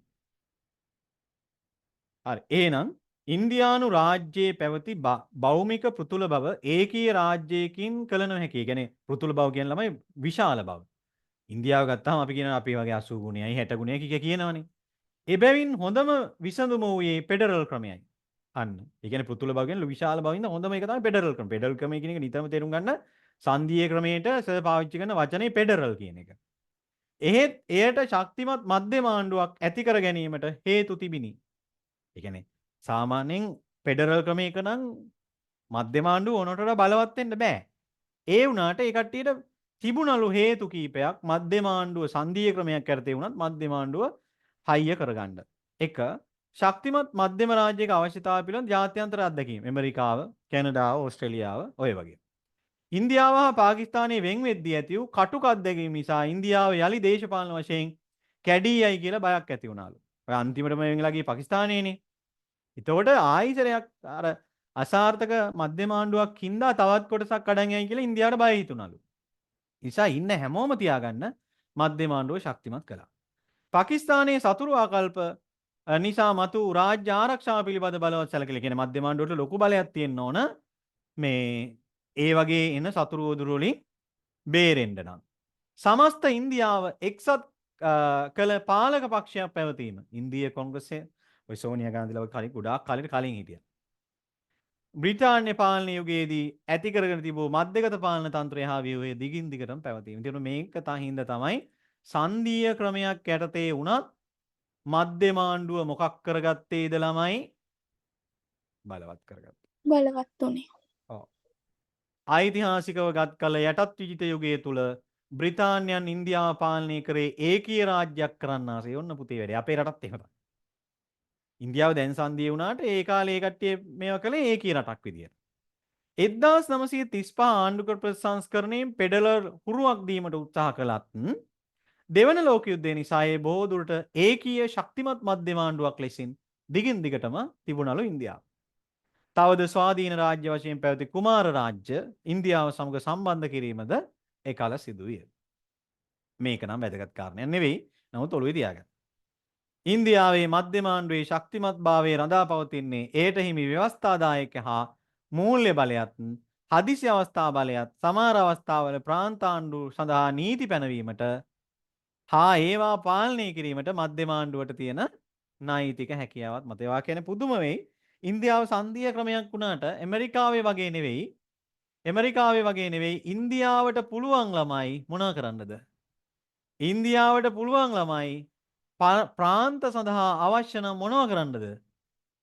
ප්‍රාන්ත පාලනය කිරීමට මධ්‍යම ආණ්ඩුවට ඕන නම් මොනවද කරන්න පුළුවන්? නීති රීති පනවන්නත් පුළුවන්. දැන් ඒක කනිෂ්ක සංධීය ක්‍රමයක නිය විහිළුවක් වගේනේ. දැන් උදේ මම අර කියලා දුන්නේ. ප්‍රාන්ත වලට පුළුවන් Tamanට ගැලපෙන නීති හදාගන්න. මධ්‍යම ආණ්ඩුවට පුළුවන් මුළු ඇමරිකාවට බලපාන නීති හදන්න. නමුත් මෙතනද කියනවා නෑ ඉන්දියාවට ඕන නම් පුළුවන් ප්‍රාන්ත වලට බලපාන ආකාරයෙන්ුත් නීති රීති හදන්න නෛතික රාමුවක් එයාලට තියෙනවා කියලා. ඒ කියන්නේ හරි සරලව කිව්වොත් ඉන්දියාවේ මධ්‍යම ආණ්ඩුව පට්ට ප්‍රබලයි. ප්‍රාන්ත විසුරුවා හරින්න බව එයාට බලය තියෙනවා. හැබැයි ඒ තත්ත්වයක් යටතේ වුණත් ප්‍රාන්ත හරි නිදහස් විදියට ඉන්දියාව වැඩ ටික කරගෙන යනවා. හරි. ඊළඟට යන්න. ඊළඟට ඔන්න එහෙනම් පළවෙනි එක ඉන්දියානු පෙරළු ක්‍රමයේ පදනම තමයි එකක් තමයි ශක්තිමත් මධ්‍යම ආණ්ඩුවක් තියෙනවා. දෙවෙනි එක මොකද්ද? ආණ්ඩු ක්‍රමස්ථාව 9යිලු. මං හැබැයි දෙනකොට දුන්නා 9ක් තියෙනවා අනම්යක් තියෙනවා. හැබැයි අපි වැඩිපුරම මේක ඔළුවේ තියාගන්න වෙනවා MCQ වලට. ඉන්දියානු ෆෙඩරල් ක්‍රමේ නම්‍යභාවයේ ගොඩනැගී ඇත්තේ අවශ්‍යතාවයක් පැන නැගුණොත් තත්වානුරූපව මධ්‍යම ආණ්ඩුවට ප්‍රාන්ත අභිභවා ක්‍රියා කිරීමට ඇති හැකියාව නිසා. ආයි ඉන්දියානු ෆෙඩරල් ක්‍රමේ නම්‍යභාවය තියෙන්නේ මොකක් හරි අවශ්‍යතාවයක් ආවොත් මධ්‍යම ආණ්ඩුවට ප්‍රාන්ත අභිභවා ක්‍රියා කිරීමට හැකියාව තියෙන නිසා. ඒ කියන්නේ සරලව කිව්වොත් හදිසි අවශ්‍යතා තත්ත්වයකදී ඉන්දියාවේ මධ්‍යම ආණ්ඩුවට පුළුවන් ආණ්ඩු ක්‍රමස්ථාව Tamanට ඕන විදිහට හදාගෙන වැඩේ කරගෙන යන්න. ඒක තමයි නම්‍යභාවය කියලා කියන්නේ. ඒ සඳහා ආණ්ඩු ක්‍රමස්ථාව විධිමත් සංශෝධන ගැනීමේ අවශ්‍යතාවයක් නැත. අන්න වැඩේ. ව්‍යවස්ථා සංශෝධන ක්‍රියාවලියේද නම් මේ ස්වරූපයක් ගනි. ඒවට මේ සංශෝධන අරගෙන ඇවිල්ලා ලොකු දේවල් කරන්න ඕනේ නැහැ. ඇයි ඒ? ඉන්දියානු ව්‍යවස්ථාවේ ඇතැම් ෆෙඩරල් ලක්ෂණ පාර්ලිමේන්තුවේ උභය මණ්ඩලවල විශේෂ බහුතරයකින් වෙනස් කර හැකියි. ඒ කියන්නේ අපි වගේ අර මං උදේ කියලා දුන්න මේදා කියලා දුන්නා වගේ මේ ජනමත විචාරණ තියලා අනම්‍ය භාවයට පත් කළා නේ. ඉන්දියාවට മന്ത്രി මණ්ඩල දෙක මධ්‍යම ආණ්ඩුවේ ව්‍යවස්ථාදායකගේ മന്ത്രി මණ්ඩල දෙකේ විශේෂ බහුතරයකින් වෙනස් කරන්න පුළුවන්. එහෙනම් නම් මේ ඒ ලෙස වෙනස් කිරීම සඳහා ප්‍රාන්ත රාජ්‍යවලින් දෙකෙන් එකක් විසින් අනුමත කර ජනාධිපතිගේ අත්සන සහ අනුමැතිය ලබා ගන්න වෙනවා පස්සේ. මධ්‍යම ආණ්ඩුවේ අභිමතයේ පරිදි සංගමේ සමාජික ප්‍රාන්ත රාජ්‍ය සංඛ්‍යාව තීරණය කළ හැකිය. මුලදී භාෂාව යන නිර්ණායක යනුව ප්‍රාන්ත 17කින් ආරම්භ වූ ඉන්දියානු රාජ්‍ය සංගමය වර්තමානයේ වන විට ජාතිකත්වය ආගමික හා ප්‍රාදේශීය අනන්‍යතාවයේ වැනි සමාජීය විවිධත්වයේ සාධක අනුව නව ප්‍රාන්ත ඇති කරගෙන තිබේ. දැන් උදාහරණයක් විදිහට අපි කිව්වා තේලංගනා කියන ප්‍රාන්තය අපි කිව්වා 2004 දී නිර්මාණය වුණා කියලා. ඉතින් භාෂා ඇයි එහෙම මේ වෙන්නේ? කතා කරන භාෂාව, ජාතිකත්වය, ආගම, ප්‍රාදේශීය අනන්‍යතාවය වගේ සාධකින්ද තමයි අලුතින් ප්‍රාන්ත බිහි වෙන්නේ. ඇති වෙන්නේ. මේ අනුව ඉන්දියානු පෙරල් ක්‍රමයේ ඇති සංකල්පීය පදනම වන්නේ සමාජයේ භාෂාත්මක, ආගමික, ප්‍රාදේශීය විවිධත්වය ආණ්ඩු ක්‍රම ව්‍යුහය මගින් ප්‍රකාශ විය යුතුයි යන්නයි. ඒක නිසා මෙන්න මේ වගේ අවශ්‍යතා නිසා වෙනස් කරගන්න ඕන නිසා ඉන්දියානු ආණ්ඩු ව්‍යවස්ථාව මොන ස්වරූපයෙන් යුක්තයිලුද? මොන ස්වරූපයෙන් යුක්තයිලුද? සන්දේය ස්වරූපේ. නෑ නම්මි ස්වරූපයෙන්. නම්මි ස්වරූපයෙන්. ඉක්මනට වෙනස් කරගන්න ඕන නිසා නම්මි ස්වරූපයෙන් යුක්තයිලු. ඔන්න දෙකක් කතා කළා. එහෙනම් ශක්තිමත් මධ්‍යම ආණ්ඩුවක් තියෙනවා. ඒ වගේම තමයි නම්ම්‍ය ආණ්ඩු ව්‍යවස්ථාවක් තියෙනවා. තුන්වෙනි එක නීති සම්පාදන සම්බන්ධතා හදලා තියෙනවලු ඒ රටේ ෆෙඩරල් ක්‍රමේ පදනම විදියට. කවුරු අතරද සම්බන්ධතා හදලා තියෙන කියලා බලන්න. කවුරු අතරද සම්බන්ධතා හදලා තියෙන කියලා බලන්න. මෙන්න සම්බන්ධතා හදලා තියෙන කට්ටිය මොනවාද? මෙන්න. කවුද ඉන්නේ කියලා බලන්න. ෆෙඩරල් ක්‍රමයක කේන්ද්‍රීය ලක්ෂණය වන්නේ නීති සම්පාදන බලතල මධ්‍යම ආණ්ඩුව හා ප්‍රාන්ත ආණ්ඩුව අතර මොනවද කරලා තියෙන්නේ ළමයි? උදිත් කතා කළා. නීති සම්පාදන බෙදලා බලතල තියෙනවා. ඔව් කවුරු අතරද බෙදලා තියෙන්නේ? මධ්‍යම ආණ්ඩුවයි ප්‍රාන්ත අතර. ප්‍රාන්තය. දැන් දවල් මතකද කතා කරා ඇමරිකාවේ මධ්‍යම ආණ්ඩුවේ බලතල තියෙනවා, ප්‍රාන්ත බලතල තියෙනවා, සමගාමී බලතල තියෙනවා. ඉතින් ඒ වගේ නීති සම්පාදන සම්බන්ධතා යටතේ මේ රටෙත් එහෙමයි. මෙන්න තියෙනවා මොකද්ද? මධ්‍යම බලතල ලයිස්තුව. මධ්‍යම ආණ්ඩුවට විතරක් තියෙන බලතල ලයිස්තුව. ඊට පස්සේ ප්‍රාන්ත ආණ්ඩුව වලට පමණක් ඇති විශේෂ ශේෂ්ත්‍ර නැත්නම් ප්‍රාන්ත බලතල ලයිස්තුව. ඇමරිකාවේ වගේම තමයි මේකෙත් මොකද්ද? සමගාමී බලතල ලයිස්තුව. ඇමරිකාවෙත් මේ තුනම තිබුණාද? තිබුණාද? ඔව්. තිබුණා. ඇයි මතක නැද්ද අපි chart එකක් එහෙම ගහගත්තා? ඉතින් සංධීය රටක් නිසා මේ ඉන්දියාවෙත් තියෙනවා මධ්‍යම ආණ්ඩුවට අයිති බලතල ලයිස්තුවක් තියෙනවා. ප්‍රාන්ත වලට අයිති බලතල ලයිස්තුවක් තියෙනවා. සමගාමී, ඒ කියන්නේ දෙගොල්ලම හවුලේ භුක්ති විඳින බලතල ලයිස්තුවකුත් තියෙනවා. මෙන්න මධ්‍යම ආණ්ඩුවට පැවරී ඇති බලයට දැන් ඔයාලට පුළුවන් අර ඉස්සෙල්ලා උදේ වගේ මධ්‍යම ආණ්ඩුවේ බලතල ලයිස්තුව, ප්‍රාන්ත බලතල ලයිස්තුව කියලා මොනවා කරන්නද? ඔපිට chart එකක් ගහගන්න පුළුවන්ද බැරිද? පුළුවන්. මෙන්න තියෙනවා අය මොනවාද? මධ්‍යම ආණ්ඩුවට පැවරී ඇති බලයට ආරක්ෂාව, විදේශ කටයුතු, sannivedanaය, මුදල්, බදු, විදේශ හා අන්තර් ප්‍රාන්ත වෙළඳාම්, සමාගම් ලියාපදිංචි, බැංකු, පතල්, අධ්‍යාපන, සෞඛ්‍ය වගේ දේවල් තියෙනවලු. එහෙනම් මෙන්න මේක තමයි මේ. ඊට පස්සේ සමගාමී ලයිස්තුවට මොනවද තියෙනවා කියන්නේ? මහජන සුබ සාධනය, ඊට පස්සේ කම්කරු ප්‍රශ්න, වෙළඳ ඒකාධිකාරය, අත්‍යවශ්‍ය භාණ්ඩ පාලනය, සමාජ ආර්ථික බලතල. එතකොට ඊළඟට මධ්‍යම ආණ්ඩුවේ මේ ලයිස්තු තුනටම අයත් නොවන වෙනත් බලතල පවරා තිබේ. දැන් ඒකේ තේරුම මොකද්ද? මේවට අයිති නැති දේවල් කාටද අයිති වෙනවා කියන්නේ? මධ්‍යම ආණ්ඩුවටයි ප්‍රාන්තවලටයි දෙකටම මේ අයිති නැති දේවල් සමගාමී ලයිස්තුව. ඔව් සමගාමී ලයිස්තුවට එනවා. දැන් මධ්‍යම ආණ්ඩුවේ මේ ලයිස්තු තුනටම අයත් නොවන වෙනත් බලතලද තියෙනවා. සමගාමී ලයිස්තුවේ ඇති විෂයන් සම්බන්ධව මධ්‍යම ආණ්ඩුව ආණ්ඩුවේ නීති හා ප්‍රාන්ත ආණ්ඩුවේ නීති ගැටේ නම් බලවත් වෙන්නේ මොකද්ද? ගහන්න ඉරක්. මොකද්ද බලවත් වෙන්නේ? මධ්‍යම ආණ්ඩුව. මධ්‍යම ආණ්ඩුව. මධ්‍යම ඇමරිකාවෙත් ආණ්ඩුවේ නීතිය. ඔව්. ඇමරිකාවෙත් මෙහෙමයිද නැද්ද? කියන්න උදේ කිව්වා. ඇමරිකාවෙත් බලතල ගැටෙනවා නම් කවුද ප්‍රබල වෙන්නේ? උදේ කිව්වා. මධ්‍යම ආණ්ඩුව. මධ්‍යම ආණ්ඩුව. මධ්‍යම ආණ්ඩුව. ඇයි මතක නැද්ද මං කිව්වා මේ සුරා සැලකට දාන ආදායම් බද්දාරම මේවා ගැන කිව්වේ? ඒව තමයි ඔය. ඔව් සර්. ඒ හේයින් දැන් උදාහරණයක් දනුෂිකා මේ කියන්නේ දැන් හිතන්නකෝ දැන් මෙහෙම දැන් ගැටෙනවා කියලා කියන්නේ දැන් මමත් අධ්‍යාපන දැන් අපි හිතමුකෝ මෙහෙම දැන් උදාහරණයක් විදිහට මම මධ්‍යම ආණ්ඩුව ඊට පස්සේ මේ තවත් ප්‍රාන්ත ආණ්ඩුව ඉන්නවා. දැන් මම ඇවිල්ලා පනතක් පනවලා තියනවා බදු ගහලා තියනවා අපි හිතමු කසිප්පු වලට. මධ්‍යම ආණ්ඩුවේ බලය පවරලා තියෙනවා. එතකොට මධ්‍යම ආණ්ඩුවේ නීති රීති වලට පටහැනි විදිහට කසිප්පු වලට බදු ගහන්න ප්‍රාන්ත වලට බෑ. එයාලට ආවෙනික ක්‍රමයකට පවත්වාගෙන යන්න පුළුවන්. හැබැයි ගැටුනොත් එහෙම යම් කිසි දෙකක් ඒ කියන්නේ යම් කිසි ප්‍රතිපත්ති දෙකක් ගැටුනොත් මධ්‍යම ආණ්ඩුව සහ ප්‍රාන්ත අතර තියෙන එකකින් අනිවාර්යයෙන්ම ජයග්‍රහණය කරන්න ඕනේ ඉන්දියාවේ නම් මොකද්ද? මධ්‍යම ආණ්ඩුවේ ප්‍රතිපත්තිය මිසක්ක ප්‍රාන්ත ප්‍රතිපත්තිය නෙවෙයි. ඒ හේයින් ප්‍රාන්ත ආණ්ඩුවල නීති පැනවීමේ බලය පුළුල් නොවේ. මේකටත් ගහන්න ඉතින්. ඔන්න ඉන්දියාවේ ඕක තමයි තත්ත්වය. ප්‍රාන්ත බලවත් නැහැ. කෙසේ නමුත් ඒවට පැවරී ඇති බලය ජන ජීවිතයේ සමග සමීපව ගැට ගැසී තිබේ. මේ බලන්නකෝ. මෙන්න නීතිය හා සාමය පවත්වාගෙන යාම. කෘෂි කර්මය, වාරි මාර්ග යන මේවා ප්‍රාන්ත විෂයන් අතරින් වැදගත් ඒවායි. දැන් එතකොට අතන සමගාමී ලැයිස්තුවට පස්සේ මේ තියෙනවා මේකේ දාලා තියෙනවා මෙන්න ප්‍රාන්ත බලතල. නීතිය හා සාමය පවත්වාගෙන යාම, කෘෂි කර්මය, වාරි මාර්ග. මාධ්‍යම ආණ්ඩුවේ නීති වලින් ප්‍රමාණයකට කර්මාන්ත හා පතල් පාලනය කළ හැකිය. අධ්‍යාපනය ප්‍රාන්ත වලට ඇත්ත. ඔන්න තව එකක්. අධ්‍යාපනයක් තියෙනවා. සෞඛ්‍ය, මහා මාර්ග, ජල මාර්ග, වෙළඳාම හා වාණිජ්‍යද ප්‍රාන්තවලට අයිති විෂයන්. ඒවාට සමගාමී ලැයිස්තුවේ ඇති විෂයන් ගැනද නීති පැනවිය හැකිය. හරි සමගාමී ලැයිස්තුවේ තියෙන ඒවාටත් නීති පනවන්න ප්‍රාන්තවලට පුළුවන්. ඒක වෙන්න බෑ දෙගොල්ලටම පුළුවන්. හැබැයි ගැටුනොත් මධ්‍යම ආණ්ඩුව ප්‍රබල වෙනවා. සමගාමී කියන්නේ දෙගොල්ලටමයි තියෙන්නේ. මධ්‍යම ආණ්ඩුවේ නීතියක් සමග ගැටුණ නමුත් ප්‍රාන්ත නීතියේ ජනාධිපතිවරයාගේ අනුමැතිය ලැබේ නම් ඒවා වළංගු වේ. එකම එක ක්‍රමයක් තියෙනවා එහෙනන්නේ.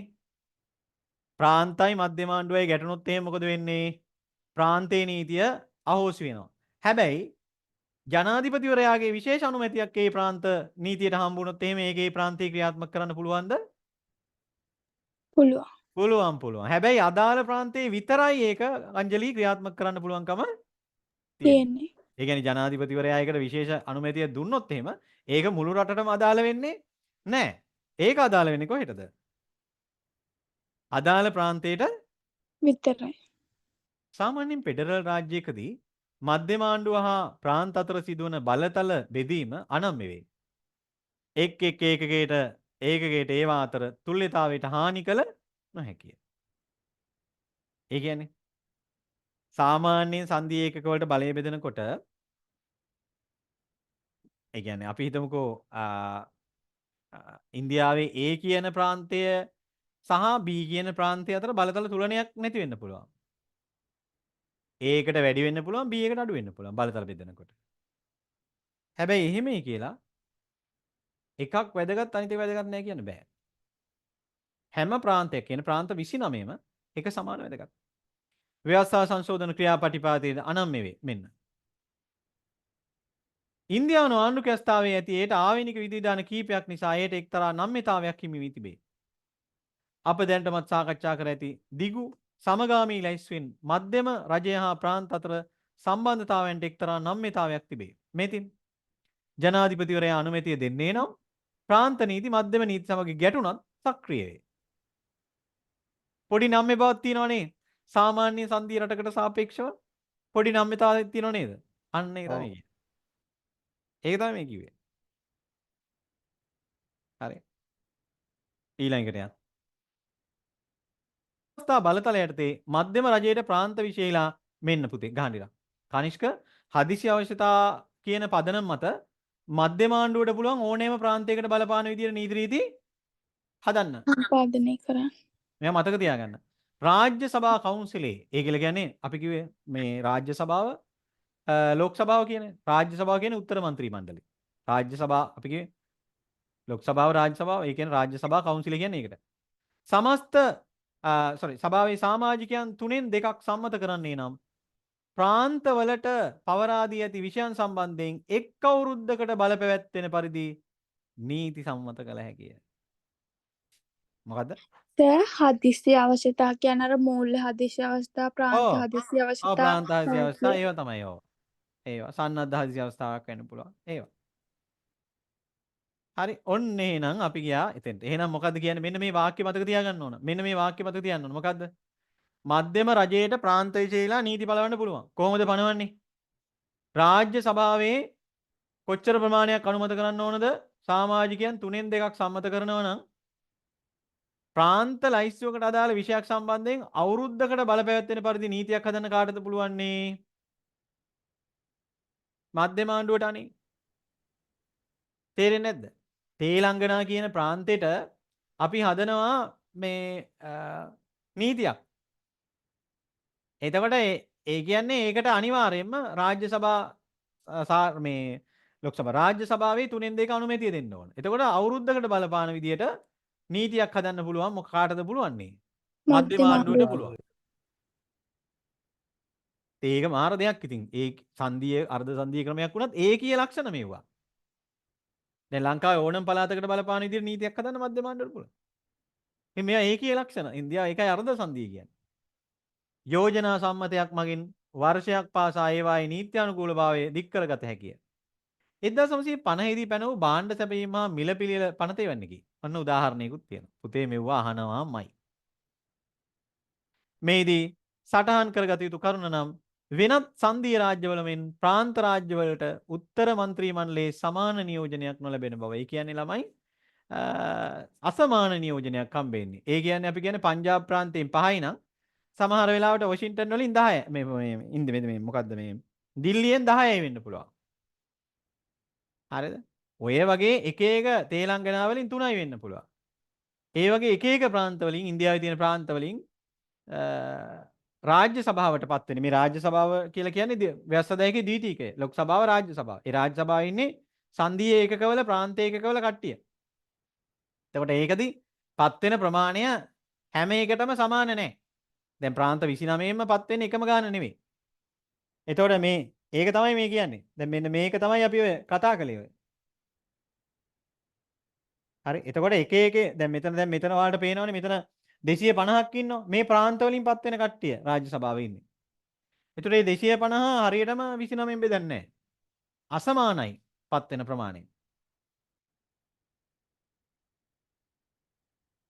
ප්‍රාන්ත වලට වෙන් කර දී ඇති ඇතැම් ශේෂ්ත්‍රවල බලය ජාතික පාර්ලිමේන්තුවටද යම් ප්‍රමාණයකට පාලනය කරන්න පුළුවන්.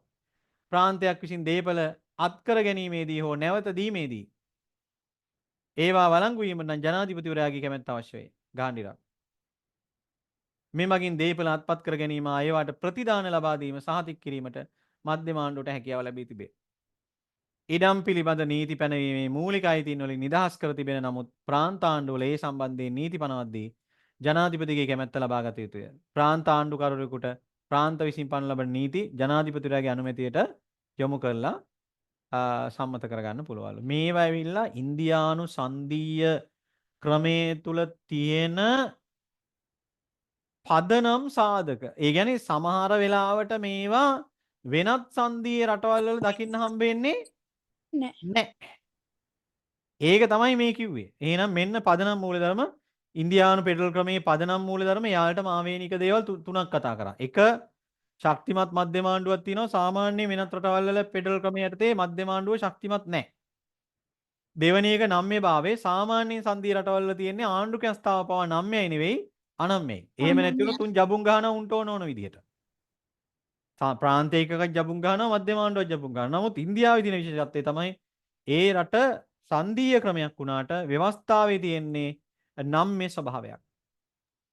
ඊට පස්සේ නීති සම්පාදනය සම්බන්ධයෙන් ගන්නකොට ඒ රටේ මධ්‍යම ආණ්ඩුවට අයිති බලතල තියෙනවා ප්‍රාන්ත බලතල තියෙනවා සමගාමී බලතල තියෙනවා. හැබැයි මේකෙදි වෙන රටවල් වල වගේ නෙවෙයි ඉන්දියානු සංධීය ක්‍රමයේ තුල මේ නීති සම්පාදනය කිරීමේදී ජනාධිපතිවරයාගේ අනුමැතිය රාජ්‍ය සභාවල අනුමැතියත් එක්ක වෙන රටවල් වලට වඩා වෙනස් ලක්ෂණ කීපයක් තියෙනවා. මෙන්න මේක තමයි මෙතනදී අපි මූලික වශයෙන් සාකච්ඡා කළේ. හතරවෙනි කාරණය යනවා ඉන්දියාවේ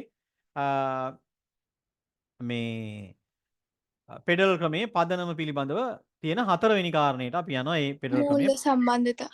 මූල්‍ය සම්බන්ධතා. මේ තියෙන මූල්‍ය සම්බන්ධතා තමයි මෙතන තියෙන්නේ. එහෙනම් අපි යම් මූල්‍ය සම්බන්ධතා කියන්නේ මොකක්ද කියලා බලමු. මූල්‍ය කියන්නේ සල්ලිනේ, මුදල්නේ. හරි. එහෙනම් අපි යම් මූල්‍ය සම්බන්ධතා පිළිබඳව සාකච්ඡා කරන්න. හරි. එහෙනම් බලන්නකෝ. සාර්ථක පෙඩරල් ක්‍රමයක අත්‍යවශ්‍ය අංගයක් වන්නේ මධ්‍යම ආණ්ඩුවට හා ප්‍රාන්තවලට තම වැඩ කටයුතු කරගෙන යාම සඳහා සල්ලි තියෙන්න ඕන. ප්‍රාන්තවලට සල්ලි තියෙන්න ඕන. ඊට පස්සේ මේ ආයකාට සල්ලි තියෙන්න ඕන. මධ්‍යම ආණ්ඩුවටත් වැඩ කටයුතු කරලා මධ්‍යම ආණ්ඩුවට ඔව් ඒ කියන්නේ ළමයි සරලව කිව්වොත් ආයේ මේ කාට වුණත් රටට ඔව් රටේ සල්ලි වැඩ ටික තියෙනවා. රටේ වැඩ ටික කරගෙන යන්න සල්ලි තියෙන්න බෑ. මධ්‍යම ආණ්ඩුවටත් සල්ලි තියෙන්න ඕන ප්‍රාන්තවලත් සල්ලි තියෙන්න ඕන. හරි නැතුව වැඩ කරගෙන යන්න බෑනේ. හරි. ඉන්දියානු ආණ්ඩු ක්‍රම ව්‍යවස්ථාව මේ සඳහා නිර්වුල්ව කරුණු දක්වා ඇත. ඒ අනුව ප්‍රාන්ත දෙකක් හෝ ඊට වැඩි ප්‍රාන්ත සංඛ්‍යාවක් හෝ වසා පැතිරෙන බදු පදනම් වලදී බදු පැනවීමේ බලය මධ්‍යම ආණ්ඩුවට පවරා තිබේ. එහෙනම් වැඩිපුරම බදු පනවන්න අයිතිය තියෙන කාටද? මධ්‍යම ආණ්ඩුවට. ඔන්න පළවෙනි එක. එමෙන්ම මුළු රටටම බලපාන ඒකාකෘතික බදු ක්‍රමයක් අවශ්‍ය වන විටකදී ඒ බලය මධ්‍යම ආණ්ඩුවට පවරලා තියෙනවා. හරි. ඊළඟට ප්‍රාන්ත ආණ්ඩු වලටත් ව්‍යවස්ථාවෙන් නියම කර ඇති බදු අය කර ගැනීමේ බලය තියෙනවා. අන්න එහෙනම් බලන්නකෝ. මොකද්ද කියන්නේ? ප්‍රාන්ත දෙකක් හෝ ඊට වඩා වැඩි ප්‍රමාණයකට බදු සම්බන්ධ කාරණා වලට බලය තියෙනවා. ඒ වගේම මුළු රටම බලපාන එකම ඒකාකෘතික බදු ක්‍රමයක් කියන්නේ මුළු ප්‍රාන්ත වලටයි හැම එකටම බලපාන දැන් ප්‍රාන්ත 29ක් තියෙනවා නම් මුළු 29ට බලපාන බදු ප්‍රතිපත්තියක් හදන එකත් මධ්‍යම ආණ්ඩුවට අයිති. හරිද? ඊළඟට තුන්වෙනි එක තමයි ප්‍රාන්ත ආණ්ඩුවලටත් වෙනම බදු අය කරගන්න බලයක් තියෙනවා ඒ කට්ටියගේ විෂයන් සම්බන්ධයෙන්. ඔන්න එහෙනම් දැන් ආයෙසරයක් ප්‍රාන්ත දෙකක් හෝ ඊට වඩා වැඩි ප්‍රමාණයකට බදු ප්‍රතිපත්තියක් හදලා ඉදිරිපත් කරන්නත් පුළුවන්. ඒ වගේම මුළු රටටම බලපාන වෙන ඒකාකෘතික ඒ කියන්නේ එකම ආකෘතියකට අදාළ බදු ක්‍රමයක් හදන්නත් මධ්‍යම ආණ්ඩුවට පුළුවන්. ඒ වගේම ප්‍රාන්තවලට යාළගේ ප්‍රාන්තයට අදාළ බදු ක්‍රමයක් පවත්වාගෙන යන්නත් පුළුවන්. එතකොට මේ ඉන්දියාවේ සංධීය ක්‍රමයේ පදනම් මූලධර්ම අතර තව එකක්. මූල්‍ය සම්බන්ධතා. එහෙනම් මේ බලන්නකෝ. මධ්‍යම ආණ්ඩුව මෙන්න මේවා කෘෂිකර්ම නොවන බදු, තීරු බදු, සුරා බදු, සමාගම් බදු මේවා ඉතින් විස්තර කරන්න දෙන්නේ නැහනේ. ප්‍රාග්ධන බදු. දැන් ඔයාලා දන්නවද මේ බදු ක්‍රමයෙන් තමයි රටක් දුවන්නේ. හරිද? දේපල මත පදවන බදු. ඒ කියන්නේ දැන් ඔය ගෙවල් තියෙනවා නම් ඉඩම් තියෙනවා නම් ඒවට ගෙවන්න ඕන සමහර රටවල්. ලොකු ඒ කියන්නේ ගෙවල් කුලියට එහෙම දෙනවා නම් කනිෂ්ක. ඉඩම් රෙන්ට් එකට එහෙම දෙනවා නම් සමහරලාට ඒවට ලෝකේ සමහර රටවල බදු ගෙවන්න ඕන. අන්තර් ප්‍රාන්ත වෙළඳාම් මත බදු. ඒ කියන්නේ ප්‍රාන්තයෙන් ප්‍රාන්තයට යනවනේ. දැන් ලංකාවේ නම් එහෙම නෑනේ. පළාත් අපේ ඒකී රටන්නේ. ඊට පස්සේ අන්තර් ප්‍රාන්ත වෙන මල බද්ද මල අපහාන සම්බන්ධ මුද්දර බදු ඈවර බදු මොකක් හරි දෙයක් ඈවර කරනවා නම් මිලදී ගැනීම හා විකිණීම් බදු. දැන් ඔයාලා දන්නවද සමහර විකිණීම් කරනකොට අනිවාර්යයෙන්ම රජයට ගෙවන්න ඕන මොන බද්දක්ද? මුද්දර ගාස්තු ගෙවන්න ඕන. මුද්දර බද්දක් ගෙවන්න ඕන. ඔයාලා දන්නවද සාමාන්‍ය කෝටි ගානක ඉඩමක් ගන්නකොට ලක්ෂ 6ක් 7ක් ගෙවන්න ඕන මුද්දර ගාස්තු. ලෝයේ ගාස්තු වලට අමතරව. පුවත්පත් දෙනවනම් ඒවට බදු ගහන්න පුළුවන්. කොටස් වෙළඳ වලට සම්බන්ධ බදු නේ. මේවා මොනවද ළමයි? මධ්‍යම ආණ්ඩුවට සම්බන්ධ බදු. දැන් සාමාන්‍ය අංජලි රටක් බදු අය කරන්නේ නැතුව අරගෙන යන්න පුළුවන්ද? බෑ. බෑ. දැන් රනිල් වික්‍රමසිංහ මහත්තයා ආව ගමන්ම කළේ බදු ඍජු බදු සහ වක්‍ර බදු වැඩි කරා. එතකොට එයාට බැන්න සමහර අය. මේක කණ්ඩ නැතුව ඉදි බදු වැඩි කරනවා කියලා. ඍජු බදුත් වැඩි කරා වක්‍ර බදුත් වැඩි කරා දන්නේ නැති වුණාට. වක්‍ර බදු ඔයාලා හැමෝම කියනවා. ඒ කියන්නේ දැන් මේ බැටරි කෑල්ලේ මිල රුපියල් 100යි නම් ඒ ආයතනයේට බදු ක්‍රමයට යන්න ගියපුවම මේක එයාලා මිල ලකුණු කරන්නේ 110ට. එතකොට ඒ 10 මොකද්ද? එයාලා ගෙවන බදු. එතකොට එයාලා ගෙවනවා රජයට බදු. මේ භාණ්ඩය හා සේවාව මිලදී ගන්න අපි ඒ සේවාව සපයන කෙනාට බද්දක් ගෙවනවා.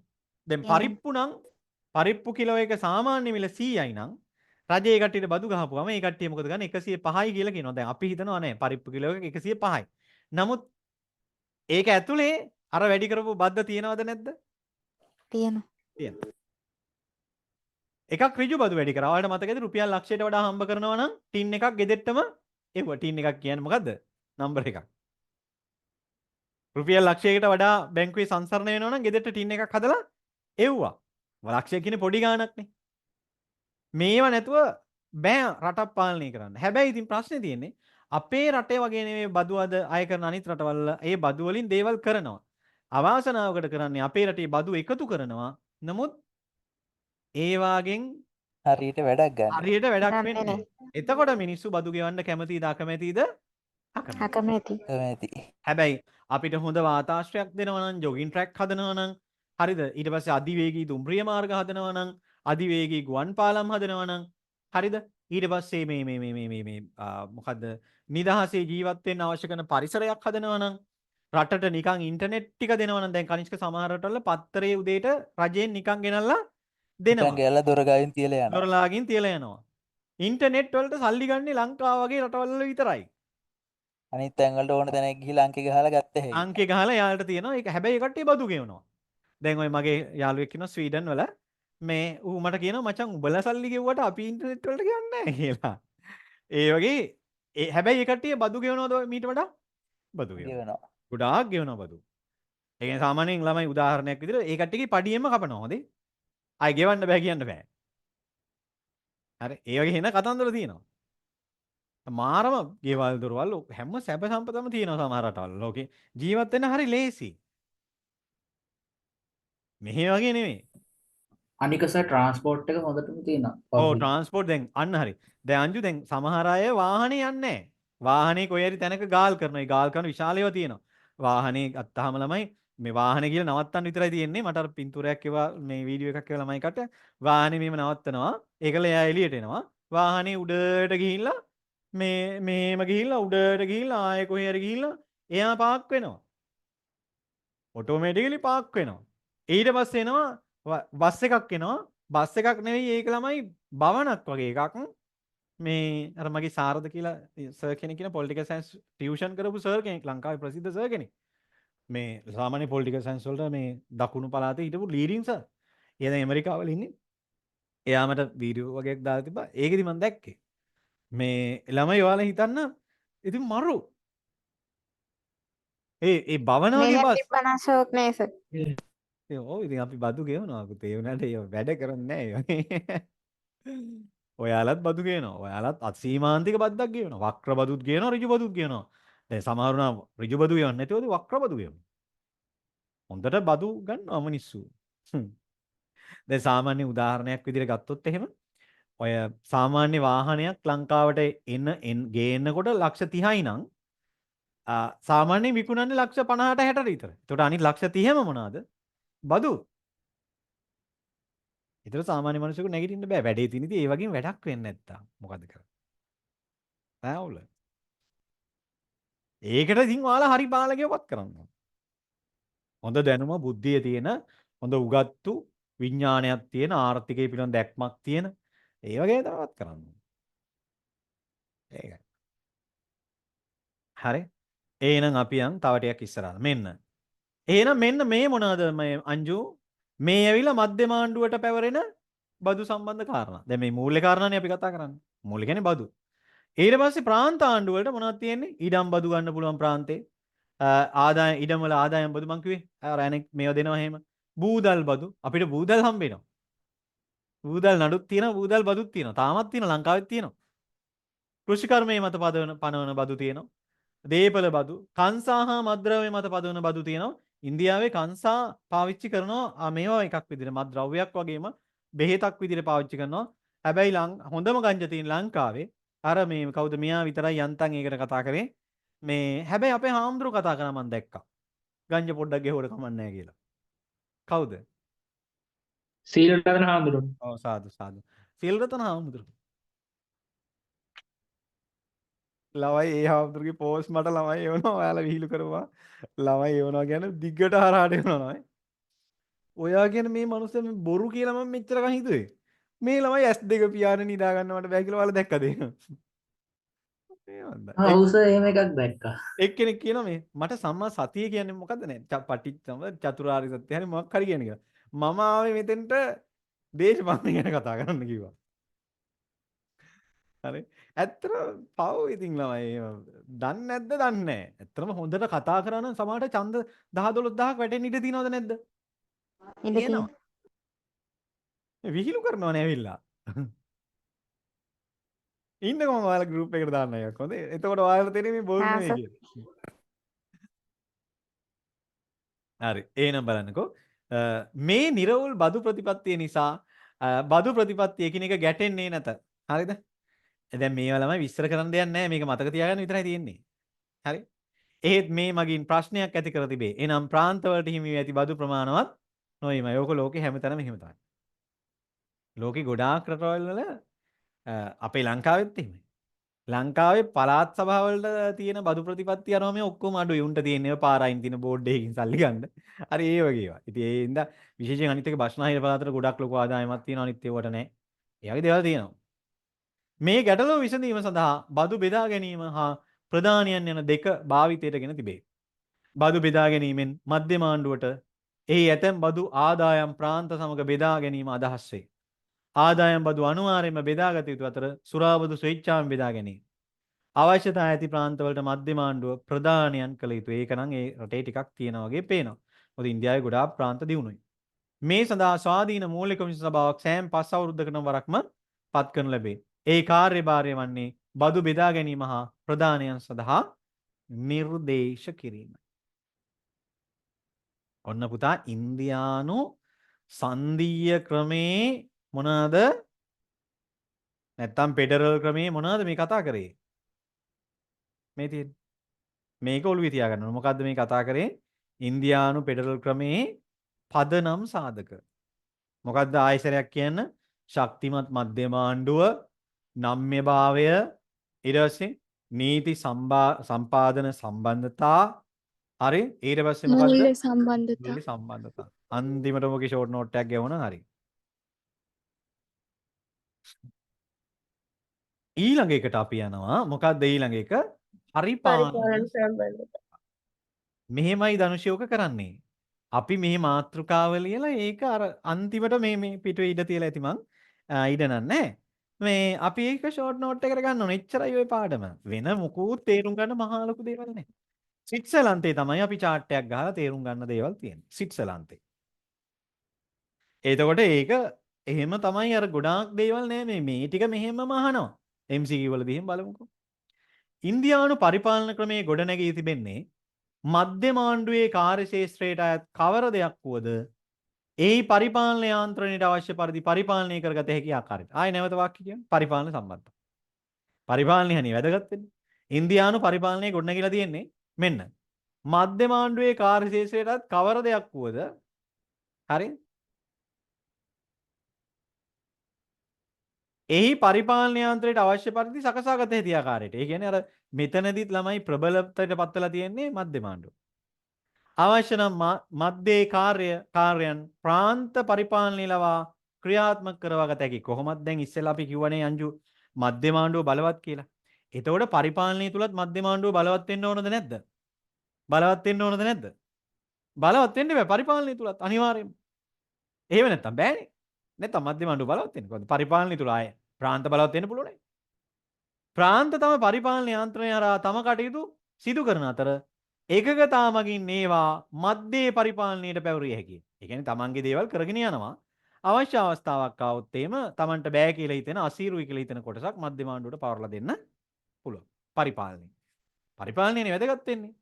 සමගාමී ලැයිස්තුවේ අඩංගු විෂයන්ට මේ අදාළ වේ. සාමාන්‍යයෙන් මේවා පරිපාලනය කෙරෙන්නේ ප්‍රාන්ත පරිපාලනය විසිනි. එහෙත් ජාතික පාර්ලිමේන්තුවට ඕනෑම කරුණු පරිපාලනය කිරීම මධ්‍යම ආණ්ඩුව යටතට ගත හැකියි. ජාතික පාර්ලිමේන්තුවට ඕනෑම කරුණක් පරිපාලනය කිරීමට මොකද කරන්න පුළුවන්? මධ්‍යම ආණ්ඩුවට ගන්න. මේ හැම එකීම පැහැදිලි වෙන්නේ අංජලි ඉන්දියාවේ හැම අත්තකින්ම හැම කාරණයකින්ම මේ ඒ කියන්නේ මේ ෆෙඩරල් ක්‍රමයේ තුල හැම තැනකදීම බලවතා බවට පත් වෙලා තියෙන්නේ කවුද? මේ පරිපාලනයේ වේවා, මූල්‍ය සම්බන්ධතාවවලදී වේවා, බදු සම්බන්ධතාවවලදී වේවා හැම නිතරම ප්‍රබලයා වෙලා තියෙන්නේ කවුද? මධ්‍යම ආණ්ඩුවද මධ්‍යම ප්‍රාන්ත? ආණ්ඩුව. මධ්‍යම ආණ්ඩුව. ප්‍රාන්ත ආණ්ඩුවල පරිපාලනය කෙසේ විය යුතුදයි මධ්‍යම ආණ්ඩුවට මෙහෙයුම් කළ හැකිය. උපදෙස් දිය හැකිය. ඔය බලන්නකෝ. ඕක තමයි අංජු විශේෂ කාරණේ ඕක. ඔච්චරයි. ඇමරිකාවේ මේක අනිත් පැත්ත. අද වෙනකොට ඇමරිකාවේ මධ්‍යම ආණ්ඩුව බලවත් වීගෙන එනවා. හැබැයි ප්‍රාන්ත තමයි මේ වෙනකොට ප්‍රබල වෙලා තියෙන්නේ. මේ දේ ජාතික වශයෙන් වැදගත් වන දේ පවත්වාගෙන යාමට ප්‍රාන්ත මෙහෙයීමට මධ්‍යම ආණ්ඩුවට හැකියි. ජාතික වැදගත්කමක් දරන ඒවා. ප්‍රාන්ත මෙහෙයවන ඒවා, ප්‍රාන්ත වැරදි කරනවද බලන ඒවා, ඒවට උපදෙස් දෙන ඒවා මේ තියෙන. මෙහෙයුම් කරන්න ඕන ඒවා. නේ? ඔන්න ඕවා. ඊළඟට අන්තර් ආණ්ඩු ගැටුම්. අන්තර් ආණ්ඩු කියන්නේ ආණ්ඩු දෙකයිනේ. පරිදි ආණ්ඩුවයි මධ්‍යම ආණ්ඩුවයි. අන්තර් ආණ්ඩු ගැටුම් නිරාකරණයේදී වැදගත් වන්නේ ඉන්දියානු ශ්‍රේෂ්ඨාධිකරණය. අපි ඉස්සෙල්ලා කිව්වේ ශ්‍රේෂ්ඨාධිකරණ ටිකක් කැමැත්තක් දක්වනවා මේ සංධීය ක්‍රමයට කියලා. ඉන්දියානු ශ්‍රේෂ්ඨාධිකරණ ප්‍රාන්ත හෝ ප්‍රාන්තයන් එක්ක ප්‍රාන්ත අතර ගැටුම් ඇති වෙනවා. එහෙම නැත්නම් ප්‍රාන්තත් මධ්‍ය කියන්නේ මධ්‍යම ආණ්ඩුවත් අතර හෝ ඇතිවන නෛතික ගැටුම් නිරාකරණය කිරීම සඳහා කාටද බලය තියෙන්නේ ළමයි? කාටද බලය තියෙන්නේ? එරට ශ්‍රේෂ්ඨාධිකරණය. ඒක සාමාන්‍ය තත්ත්වයක්. හැම රටකම සංධීය රටක අන්තර්රාජ්‍ය ගැටුම් නිරාකරණය කරන්නේ කවුද? සංධීය අධිකරණය. ඇමරිකාවෙත් එහෙමයි. එහෙනම් කවුරුවත්ද මේ ගැටුම් ඇති වෙන්න පුළුවන්? ප්‍රාන්ත සහ ප්‍රාන්ත. ඊට පස්සේ ප්‍රාන්ත සහ මධ්‍යම ආණ්ඩුව. මධ්‍යම ආණ්ඩුව සහ ප්‍රාන්ත. එහෙනම් මේවා ගැටුම් ඇති වෙන්නේ ඇයි? විශේෂයෙන් සමගාමී බලතල අයිස්තුව නිසා තමයි මේ ගැටුම් නිරවන්නේ නේ. දෙගොල්ලම නීති හදන්න ගියපුවම දෙගොල්ල මොකද වෙන්නේ? ගැටෙනවා. අන්න ඒ වෙලාවට මධ්‍යස්ථ බේරුම්කරුවෙකුගේ භූමිකාව කරන්නේ කවුද? සංධීය අධිකරණය. තේරුම් ගන්න වෙනවා හොඳේ.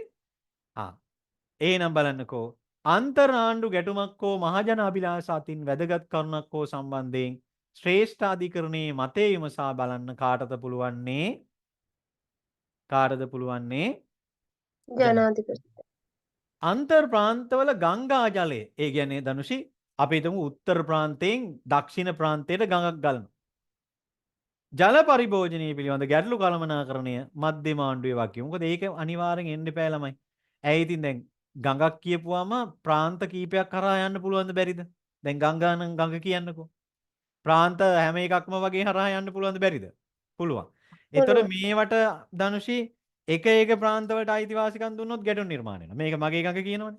ඒ නිසා ගංගාවල ජලය පරිභෝජනය කිරීම සම්බන්ධව ගැටුම් නිරාකරණය කරන්නේ කවුද? මධ්‍යම ආණ්ඩුව. දැන් ඕක ධනුෂි ඒ කාලේ ඉඳලා තියෙනවා. දැන් බුදුහාමුදුරුවෝ කාලේත් රෝහිණී නදිය වතුර බෙදා ගන්න බැලුව ශාක්‍යයෝ කෝලියෝයි ගහගත්තා. ඉන්දියාව කෘෂි කර්මාන්තික රටක් නේ ධනුෂි. එතකොට වතුර කියන සාධකේ හරි වැදගත් වෙනවා. වැදගත්. මොකද කෘෂි කර්මාන්තේ වතුරේ පෑලමෙමු. එතකොට මේ වතුර කියන සාධකේ හරි වැදගත් වෙනවා. ඒක නිසා මේ ප්‍රාන්ත හරහා ජලය විශාල වශයෙන් ජල සිර ගලාගෙන යනවා. ඔය ඔයාලා දකින්න ඇති ඔය සමහර ගංගාවල බැහැලා නාන්නේ මිනිස්සු. සුද්ධ වූ ජලය නානවා කියලා. විශාලයි නේද? නේරංජනා, අචිරවති, සරබු, මහී ඒ කාලේ ඉඳලා තියෙනවානේ. ගංගා. ඒ වතුර සම්බන්ධ දේවල් කළමනාකරණය කරන්නේ කවුද ළමයි? මධ්‍යම ආණ්ඩුව. මධ්‍යම ආණ්ඩුව. ඒකට හේතුව අර ගඟක් කියන එක ප්‍රාන්තයක් කරා විතරක් නෙවෙයි ගලන්නේ. අන්තර් ආණ්ඩු ගැටුම් නිරාකරණය සඳහා පිහිටව ඇති තවත් ආයතනයක් වන්නේ ඒ කියන්නේ අන්තර් ආණ්ඩු ගැටුම්. හරි? ආයතනයක් වන්නේ ජනාධිපති විසින් පත් කරනු ලබන අන්තර් ප්‍රාන්ත කවුන්සිලයයි. එහි කාර්යභාරය වන්නේ ගැටුම් වලට තුඩු දුන් හේතු සොයා බලා ගැටුම් වළක්වා ගැනීම සඳහා අවශ්‍ය කරන නිර්දේශ ඉදිරිපත් කිරීම. ඔන්න ළමයි අපි මේ කතා කරේ මොකද්ද? ඉන්දියානු ආණ්ඩු ක්‍රමය තුල තියෙන ෆෙඩරල් ක්‍රමේ පදනම. හරි? එහෙනම් දැන් අපි යනවා ඉන්දියාවේ තියෙනවා ඉන්දියාව සංධීය රටක් කියලා කිව්වනේ. ඉන්දියාව සංධීය රටක්. එතකොට ඒකේ තියෙනවා මොන ලක්ෂණක් තියනවලුද? ඒකීයවාදී ඒකීය ඒකීය ලක්ෂණ. ලක්ෂණ. ඒකින්ද තමයි ඉන්දියාව අර්ධ සංධීය රටක් කියන්නේ. දැන් අපි මේකට chart එකක් ගමු. හොඳේ? සුපිරි chart එකක් ගමු. ඉන්දීය ෆෙඩරල් ආණ්ඩු ක්‍රමයේ ඒකීය ක්‍රමයට ලංවන අවස්ථා කීපයකි. එනම් 1 ඉන්දියානු ආණ්ඩු ක්‍රමයට ආවේනික වූ ලක්ෂණයක් වූ හදිසි අවස්ථා බලතල. මෙන්න එහෙනම් අංජලිය අහපෙක. මේ යටතේ ඉන්දියා මධ්‍යම ආණ්ඩුවට ඒකීය රාජ්‍යයක් මෙන් අන්න ඉන්දියානු මධ්‍යම ආණ්ඩුවට ඒකීය රාජ්‍යයක් මෙන් ක්‍රියාත්මක විය හැකිය. ඒ ව්‍යවස්ථාවේ 352 ඉඳලා 360 දක්වා තියෙනවලු. උදාහරණ ඉන්දිය ආණ්ඩු ගැස්ථාවට අනුව ජනාධිපතිවරයාට අභ්‍යන්තර හෝ බාහිර හෝ වෙසනකාරී තත්ත්වයක් පැන ගිය ඇතැයි හැඟී ගියොත් හදිසි අවස්ථාවක් ප්‍රකාශයට පත් කළ හැකිය. එතකොට ජනාධිපති මේක කරන්නේ එක ප්‍රාන්තයකටද මුළු ඉන්දියාවටමද? හදිසි අවස්ථාව ප්‍රකාශයට පත් කරන්නේ එක ප්‍රාන්තයකටද ඉන්දියාවටද? මුළු ඉන්දියාව. ඉන්දියාවටම. එතකොට ඒක ඒකීය රටක තියෙන ලක්ෂණයක්. පාර්ලිමේන්තුවේ උභය මණ්ඩල වලින් ඒ අනුමත නොවුනොත් මාස 2කින් කෙලවර වේ. යුද්ධයක් හරි මොනවා හරි කියලා හිතන්නකෝ. හරි. එවැනි අවස්ථාවක ප්‍රාන්ත ආණ්ඩුවට පමණක් කිවි බලතල ශ්‍රේෂ්ඨයක් ගැනවුවද අන්න පුතා වැඩේ. ඒකීය ලක්ෂණයක්නේ. ඒ වගේ වෙලාවට ප්‍රාන්තයට අදාළ කාරණයක් සම්බන්ධ වුණත් නීති පනවන්න පුළුවන් කාටද පුළුවන්නේ? කාටද පුළුවන්නේ? තේරෙන්නේ නැහැ. කල්පනා වෙන්නේ දිනේ. ඒ කියන්නේ ඒ වගේ හදිසි අවශ්‍යතා තත්වයකදී ඕනෑම ප්‍රාන්තයකට උනත් බලපාන නීතියක් පනවන්න පුළුවන්ද බැරිද මධ්‍යම ආණ්ඩුවට? පුළුවන්. පුළුවන්දනේ. මෙය බෙහෙවින් විවේචනයේ ලක් වී තිබෙන බලයකින්. දැන් මේකෙන් ප්‍රාන්තවල ස්වාධීනත්වයට හානි වෙනවද නැද්ද කනිෂ්ක? හානි වෙනවා. හානි වෙනවා. අනේ. හානි වෙනව නේද? මධ්‍යම ආණ්ඩුවට ආණ්ඩුව Taman අකමැති විරුද්ධ පක්ෂ බලයේ සිටින ප්‍රාන්ත විසිරුවා හැරීමට හදිසි අවස්ථා බලතල යොදා ගන්නවා කියලා චෝදනාවක් තියෙනවා. දැන් සාමාන්‍ය දේශපාලන කියන්නේ ඕකටනේ. දැන් මොකද ගන්නෙ? ආණ්ඩුවක් පත් වෙලා ආපු ගමන් බහුතර බලයක් අරගෙන ආපු ගමන් Tamanට වඩා වෙනස් මතයක් දරන ප්‍රාන්ත ටික ඔක්කොම මොනවද ගන්නෙ? හදිසි අවස්ථා බලතලයටද? විසිරුවල දානවා. ප්‍රාන්තවලට නීති හදන්න පුළුවන්නේ. හරි? මෙම බලතල පාවිච්චි කිරීමේ ව්‍යවස්ථානුකූලත්වයේ ඉන්දියානු ශ්‍රේෂ්ඨාධිකරණය විසින් කීපවරක්ම ප්‍රතික්ෂේප කරන ලැබේ. මේ නිතරම ඔයාලට පේනවද? ඉන්දියාව තුල ළමයි මේක මාර දෙයක් වෙලා තියෙනවනේ. මොකද්ද මාර දෙයක් වෙලා තියෙන්නේ? ඉන්දියාවේ ශ්‍රේෂ්ඨාධිකරණයේ දිගින් දිගටම මොන පක්ෂයටද පක්ෂපාතී? සංධීය ක්‍රමයටද ඒකී ක්‍රමයටද? ඒකීය ක්‍රමයට. අනේ ඔන්න කිව්වයි. සංධීය ක්‍රමයට. සංධීය ක්‍රමයට. පේන්නේ නැද්ද? අර මුලිමුත් කියලා දුන්නා. ඉන්දියානු ශ්‍රේෂ්ඨාධිකරණය නිතරම ඒ රටේ සංධීය ක්‍රමය ආරක්ෂා කරන්න නෛතික රාමුව හදනවා. එහෙනම් බලන්නකෝ. දැන් ඔන්න අපි කතා කරා හදිසි අවස්ථා බලතල. හරිද? ඔන්න එහෙනම් ඒක එකක්. ඊට පස්සේ දෙවෙනි එක මොකද්ද? මූල්‍ය හදිසි අවස්ථා. රටේ ණයවලට හෝ මූල්‍ය ස්ථාවරත්වයට හෝ තර්ජනයක් වෙනවා කියලා ජනාධිපති කල්පනා කරන අවස්ථාවක මේක භාවිතා කරන්න පුළුවන්. එහෙනම් මොකද්ද? මූල්‍ය හදිසි අවස්ථා බලතල. ඊට පස්සේ යම් ප්‍රාන්තයක ව්‍යවස්ථානුකූල යාන්ත්‍රණයේ බිඳ වැටි ඇතැයි මධ්‍යම රජයට හැඟී යනවනම් ඕනෑම අවස්ථාවක ඕනෑම ප්‍රාන්තයකට අදාළ දෙයක් ප්‍රකාශයට පත් කළ හදිසි අවස්ථාවක් ප්‍රකාශයට පත් කරන්න පුළුවන්. හරි. එහෙනම් හදිසි අවස්ථා කීයක් තියෙනවද? 3යි. මොනවාද? මූල්‍ය හදිසි අවස්ථාව ඊට පස්සේ ව්‍යවස්ථානුකූල හදිසි අවස්ථාව නේ ඊට පස්සේ සාමාන්‍ය හදිසි අවස්ථාවක්. ඕක හරියටම මේ 3 වෙනම අපි ලියාගමු. හරි. එහෙනම් ඔන්න දැන් අපි යනවා කොහෙටද ළමයි? ඊළඟ එකට. අපි යනවා දැන් මේකට ෂෝට් නෝට් එක ගහන විදිය කියලා දෙන්න. හැබැයි ෂෝට් නෝට් එක ගහන්නේ මම නෙවෙයි. ෂෝට් නෝට් එක ගහන්නේ මම නෙවෙයි. කවුද ෂෝට් නෝට් එක ගහන්නේ? ඔයාලා. ඔව් අනිවාර්යයෙන්.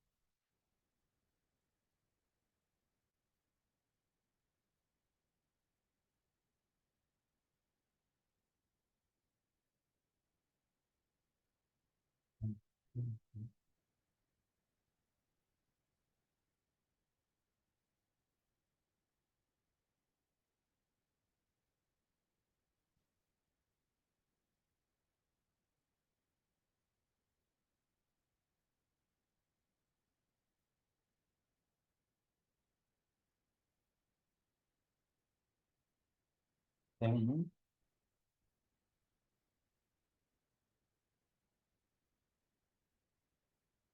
හරි. ළමයි මෙතන මේ වෙන මයික් එකක් දැන් තියෙන්නේ. ආච්චර ක්ලියර් නැතුව ඇති. මේ පොදු කරුණු කියලා කියන්නේ ළමයි දැන් මේක ෂෝට් නෝට් එක ගන්න විතරයි ඕන අපිට. ගොඩක් වෙලා ඕනේ. පොදු කරුණු කියලා කියන්නේ ළමයි මෙතනදී මූලික වශයෙන් අවධානය යොමු කරන්නේ ආණ්ඩු ව්‍යවස්ථාව ගැන නම්‍ය බව. හරිද? අර පොදු කාරණා ටිකක් අපි මුලින්ම නෝට් එකේ කතා කරේ වාට අවශ්‍ය කරන ඒවා. අන්න ඒක දාගන්න මෙතන. පොදු කාරණා. පොදු කාරණා ගොඩක් තිපාමදී පොදු ඊළඟට ඔයාලා ගන්න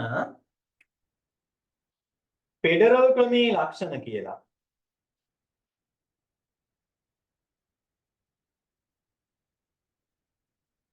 ෆෙඩරල් ක්‍රමයේ පදනම කියලා. ඒකට ඒක මෙන්න.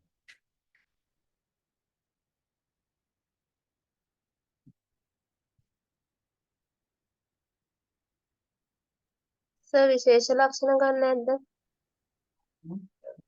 ෆෙඩරල් ක්‍රමයේ පදනම කියලා පල්ලෙහාට ලියාගෙන මෙතෙන්ට ඕනි දා මොනවද දන්නවද? අර මේ කතා කරේ ශක්තිමත් මධ්‍යම ආණ්ඩුව කියලා එහෙම ගත්තේ. ඒ සෙට් එක නම් මේ භාවය මූල්‍යවත් මෙන්න ඒවා. හරිද? ඊළඟට ඔයාලා ගන්න ඒක දිගටම යනවනේ. ඊළඟට ගන්න ඒකීයවාදී ලක්ෂණ කියලා. ඒකීය ලක්ෂණ. මේ ෆෙඩරල් ලක්ෂණනේ. මේ ඒකීය ලක්ෂණ.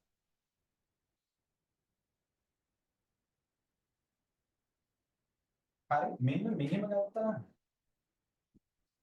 ඊළඟට මේක මේ පැත්ත. එතකොට ඒකෙදි ගන්න පුළුවන් අපිට ඒකීයවාදී ලක්ෂණ.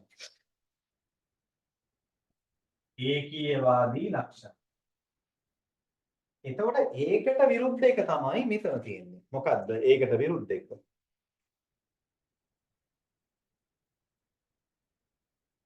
ඒකට විරුද්ධ එක තමයි මොකද්ද?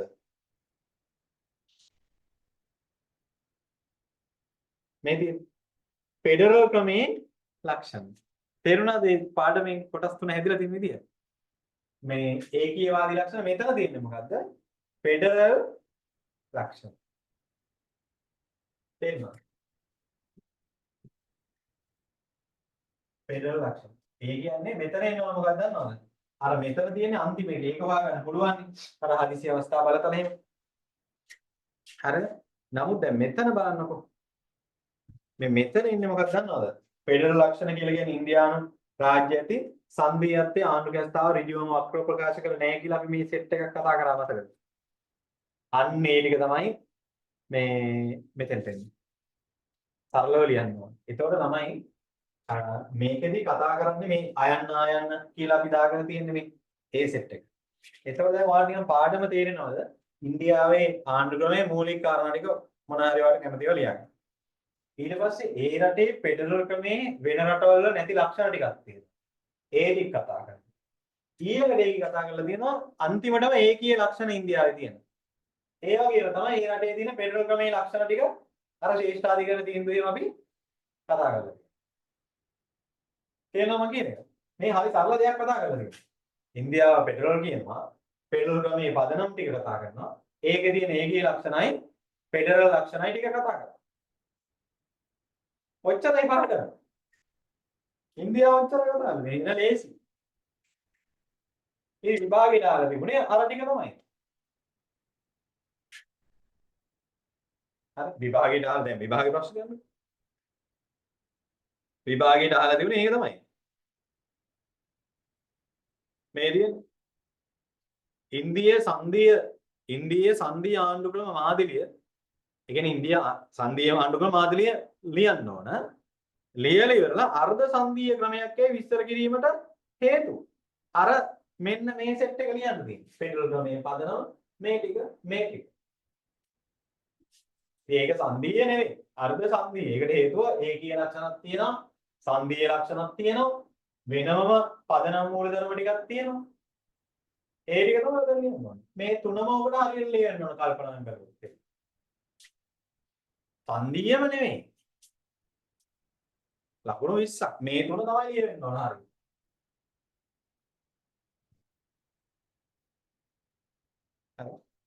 හැඳින්වීමක් දාලා ওই ටික තමයි ලියන්නේ. ඉවරයි. ළමයි එහෙනම් ඔන්න අද අපි ඉන්දියාව කතා කරා. හෙට දවසේදී අපි නිමාඩුව මේ ෂෝට් නෝට් එක දැම්ම හදන්න. මේ ෂෝට් නෝට් එක දැම්ම හදන්න ළමයි. හරිද? මේ ඉන්දියාව ඉවරයි. අපි හෙට හම්බ වෙනවද ළමයි? හෙට හම්බ වෙනවද? නෑ. නෑ. හෙට අපි හම්බ වෙන්නේ නෑ. අපි ආයිත් හම්බ වෙනවා බදාදා. අනිද්දාට. මනෝවිද්‍යාත්මක ක්‍රමවේද ඔස්සේ ඒලෙවල් අසමතුන් දහස් ගණනක් ඒලෙවල් සමතුන් කළ දිවයිනේ විශාලතම ඒලෙවල් ආර්ට්ස් ආදී පුනරීක්ෂණ පාඨමාලාව මාසහයෙන් ඒලෙවල් ආර්ට්ස් මෙහෙයවීම යාපා බණ්ඩාර. පුතේ ඒලෙවල් අසමත් වීම ඔයාගේ මුළු ජීවිතේටම බලපානවා. ඉතින් ඔයත් කුමන හෝ විෂය ධාරාවකින් ඒලෙවල් අසමත් වූ අයෙක් නම් කුමන හෝ හේතුවකින් ඒලෙවල් මගහැරුණු අයෙක් නම් ඔබ කුමන වයසක හිටියත් මට පුළුවන් ඔබව කලා විෂය ධාරාවෙන් උසස් පෙළ සමත් කරවන්න. මම මහේෂි ධර්මවර්ධන. කලා අංශයෙන් පොළොන්නරුව දිස්ත්‍රික් ප්‍රථම ස්ථානය. ජීව විද්‍යා අංශයෙන් මට අපේක්ෂිත ප්‍රතිඵල නොලැබුණු නිසා යාපා බණ්ඩාර සර්ගේ අධි පුනරීක්ෂණ පාඨමාලාවට සහභාගී වුණා. සර්ගේ ඉගැන්වීමේ විශිෂ්ට ක්‍රමවේදය නිසා දිස්ත්‍රික් ප්‍රථම ස්ථානය ලබා ගනිමින් කොළඹ විශ්වවිද්‍යාලයට තේරීපත් වීමට මට හැකියාව ලැබුණා.